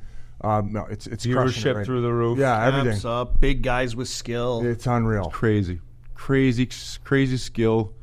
You think about, we started 21 teams. We're the expansion team, one of the expansion teams. It went from 16 teams to 21 teams. 16 made the playoffs to 32 teams. You think about the kind of year that you need to have just to make the playoffs, just to have the honor of banging your head against the wall for 4 Game 7 series to try to win the Stanley Cup, and how hard that is with the amount of parity in the league right now. The game is unbelievable. It's fast, skilled. You talk about courage and play, and I just love the journey that the players are going through now. When I watch McDavid, Draisaitl, McKinnon, Kucherov, all the best players, and Stamkos leading their teams, and I could go on and on and on. But to watch these young players try to figure out how to win, and we keep talking about, you can play in the league, you can score 50 goals, you can do all these things there, but you make your money during the regular season, you make your name in the playoffs, and how are you going to figure out how to win?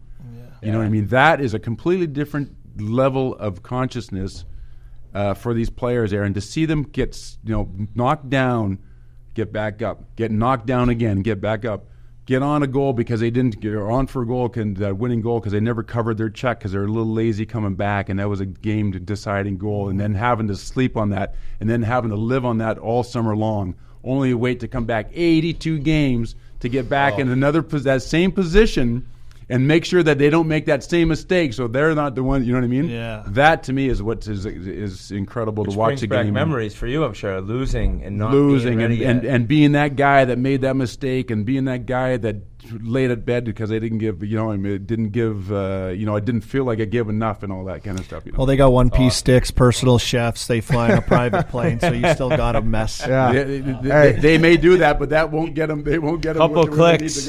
Boys, couple clicks for a fucking you goal so right much. here, baby. Oh, this is Cheers, boys. What an honor. tequila. Cheers, boys. Yeah. Took too long, but it was well worth the worth. Or what was it? Well worth the worth. What the We well call worth the wait. Good way to end it. Sick dismount, Biz. Well, wait, the worth is good. What's up, guys? Before we continue, I need to talk to you about Viator.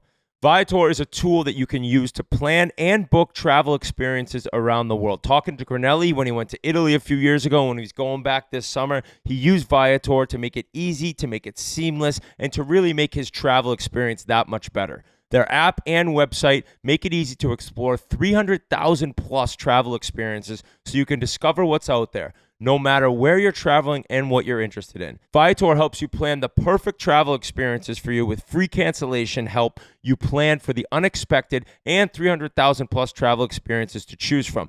That way you could plan something that everyone you're traveling with will enjoy. And I know personally, using Viator, it's hard sometimes when you know where you want to go, but you don't know what you want to do, you don't know when you want to do it, and you don't know how to plan to do what you want to do. Or if people have different ideas of their vacation and what they want to consume and be a part of, Viator is there to make everything easy. I already mentioned 300,000 plus travel experiences. You're able to look around, they're able to plan everything for you, and it makes life that much easier than stressing over a vacation that should be full relaxation and have everything planned for you. So download the Viator app now and use code Viator10 for 10% off your first booking in the app.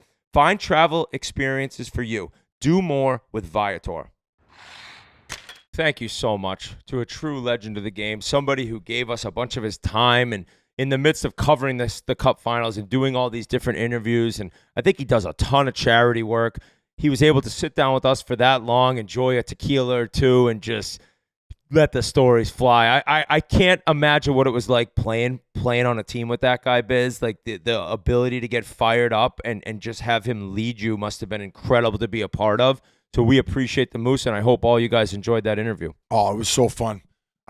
He was so animated early on too. I'm happy that he actually had a few tequilas to loosen up. So it was everything we thought it would be and more. And we're so happy that we got him for all you fans out there who we hadn't had him on in 5 years, man. That's another white whale for us. We got a few more that we want to get, but definitely at the top of the charts there. So thanks to Mess, and what a machine on the road.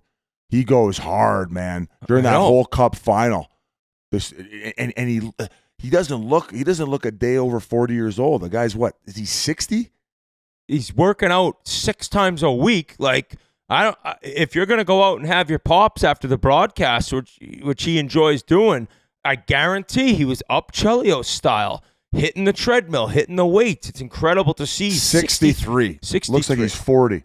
I mean, what the hell is that? The coolest part of that was that, like, just being around his dad's teams and all those older teams and realizing, like, what it took and what games needed. If a game needed a fight, if a game needed a goal, a big hit, like, that is like just learning without even realizing you're learning. You're just being there and you're taking it all in and you're seeing what works and what doesn't work from such a young age. And you're like becoming a leader without even understanding that it's happening right in front of your own eyes. So incredible life story, Hall of Famer, and a true legend of the NHL. We want to thank him.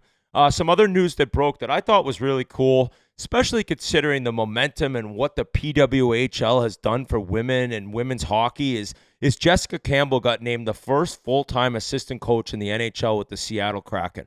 So Dan Bilesma has Jessica Campbell. They were in, what's their team that went to back-to-back Calder Cup finals? The Firebirds, isn't it? The Firebirds, yeah. Coachella Valley. Coachella Valley.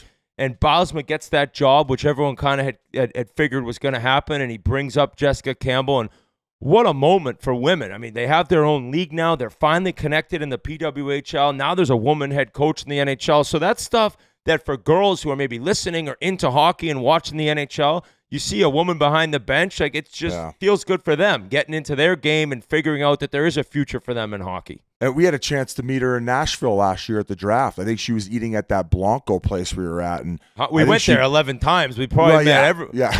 If you went there during the draft in Nashville, we met you. So we'll have to get her on at some point to talk about her journey. But great to see. Stick taps for her, and open invite. It'll be interesting to hear about everything going on, especially at the fact that they ended up going to the Calder Cup final back-to-back years and losing to the Hershey Bears. They lost Game 7 overtime last year, and then this year they lost in Game 6. What a kick in the dick going to the finals of the Calder Cup back-to-back years and not bringing one home. But nonetheless, success and good for her. And the run in the AHL, I went to a Calder Cup final and lost, as you did, Biz. It sucks, and you're like, oh my God, I just played that long. We didn't win the Calder Cup. We're in the AHL. You paid more in rent than you made in bonus money for playoffs. You were it cost losing you money to go to the Calder Cup finals. You end up spending more. But I do think that like the playoff atmosphere and the big games and the Calder Cup final, it just prospects moving forward. Like a guy like Shane Wright, that's only going to help him when he's able to become a big-time NHL player, and hopefully Seattle makes long playoff runs. Those are the things you look back on that at the time you maybe don't realize, and it's playoff hockey. And it doesn't matter what league you're in. It's a different game, and you know how much you got to step your game up. So great for her. Congratulations, Jessica. I think another cool story, and this really fits into RA. RA would love this one, but the Dallas Stars are launching their own direct-to-consumer streaming platform called Victory Plus.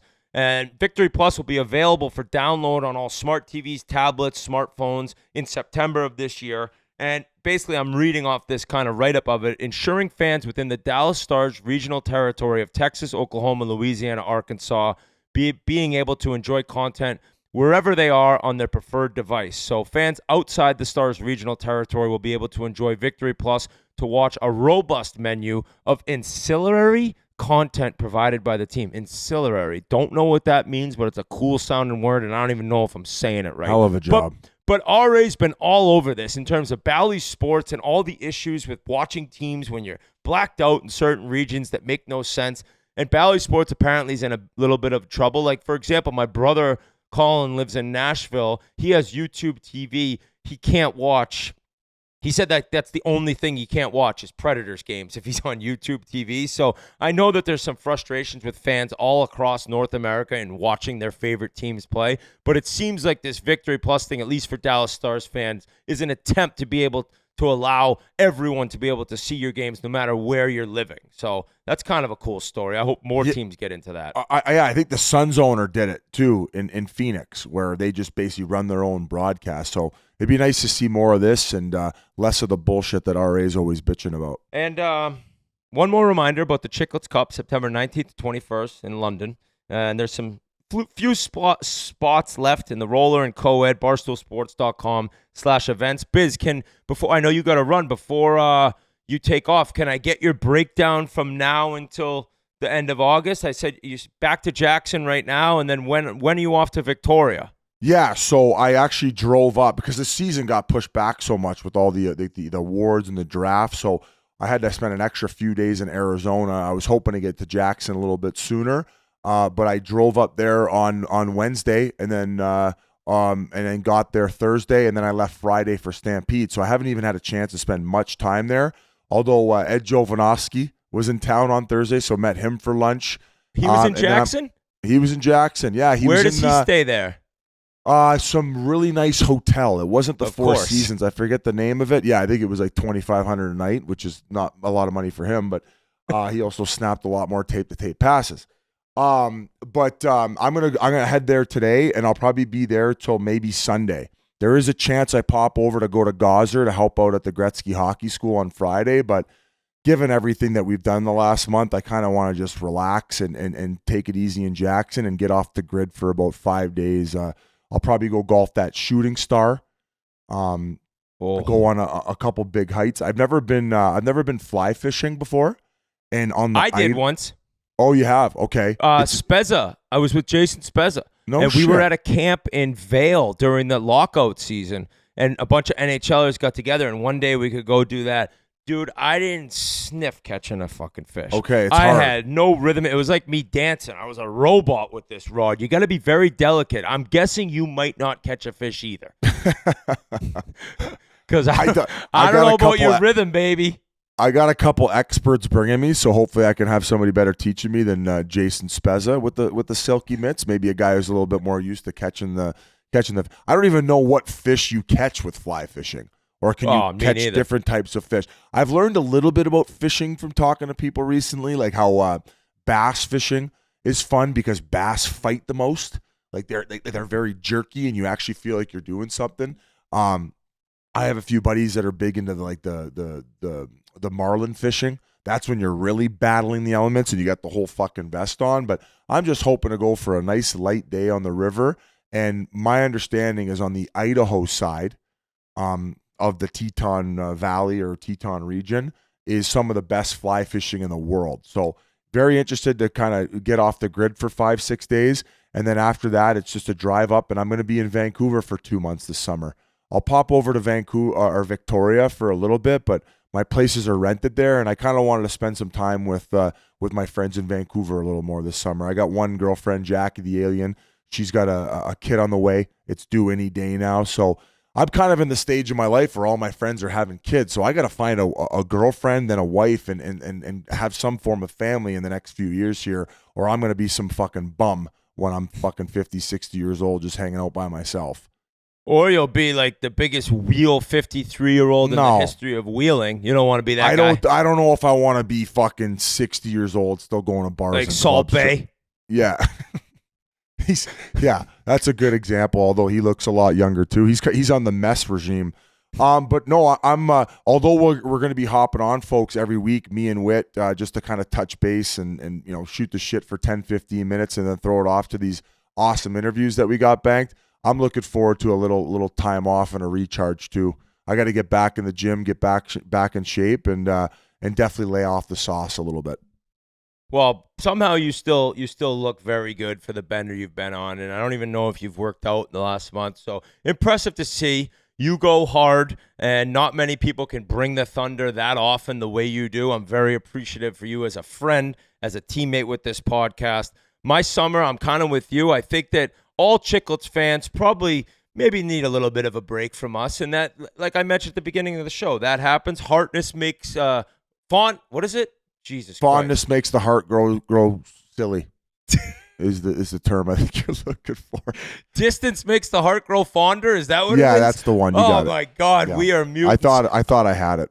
Yeah, you did in my mind, and then I was like, oh, he doesn't have it either. Hey, you got it, Rico? Yeah, I got it. You don't got it. Yeah. But I think that this summer is going to be amazing for me with the newborn and Cal and Wyatt and Ryder doing a bunch of activities. Ryder's actually at a baseball camp in Nantucket right now. He's all fired up for that. And I'm just looking forward to just spending time with the family and my friends. It has been a crazy season. I know for you Chiclets fans, many of you were a little disappointed with the end of the season. Overall, I try to look at it as a whole. I thought we had a great year. Things went a little haywire at the end, so be it. Next year, we will be back bigger, stronger, better than ever. I hope everyone has an amazing summer. I think for me, it's one of those things on every day looking for a little improvement, right? Like whether it's as a father or a husband or somebody at work, whatever you do, whatever your life goal is, it can be tiny, tiny, tiny improvements every day. And over the course of months and years, it adds up to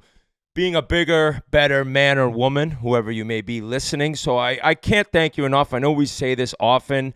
This is the greatest job in the world. It is a job. I think sometimes I maybe don't appreciate what we have going here as much as I should. And there's certain moments you realize I can't believe this is what we're doing for a living and how lucky we are. And without you listening, we're absolutely nothing and we have nothing. So thank you so much. I hope you guys enjoy your summer. I think that this summer is a good time to recharge for everyone in the hockey world. All of a sudden, September 15th, we come back around, training camp begins, the excitement of a new season begins, and we'll be able to catch up with all of you. And the last thing I'll say is many of the people who've been upset and really sick of RA, I think it goes back to people I meet a lot that are fans of the show that tell me, and it's the greatest thing we can ever hear, is you helped me through a tough time.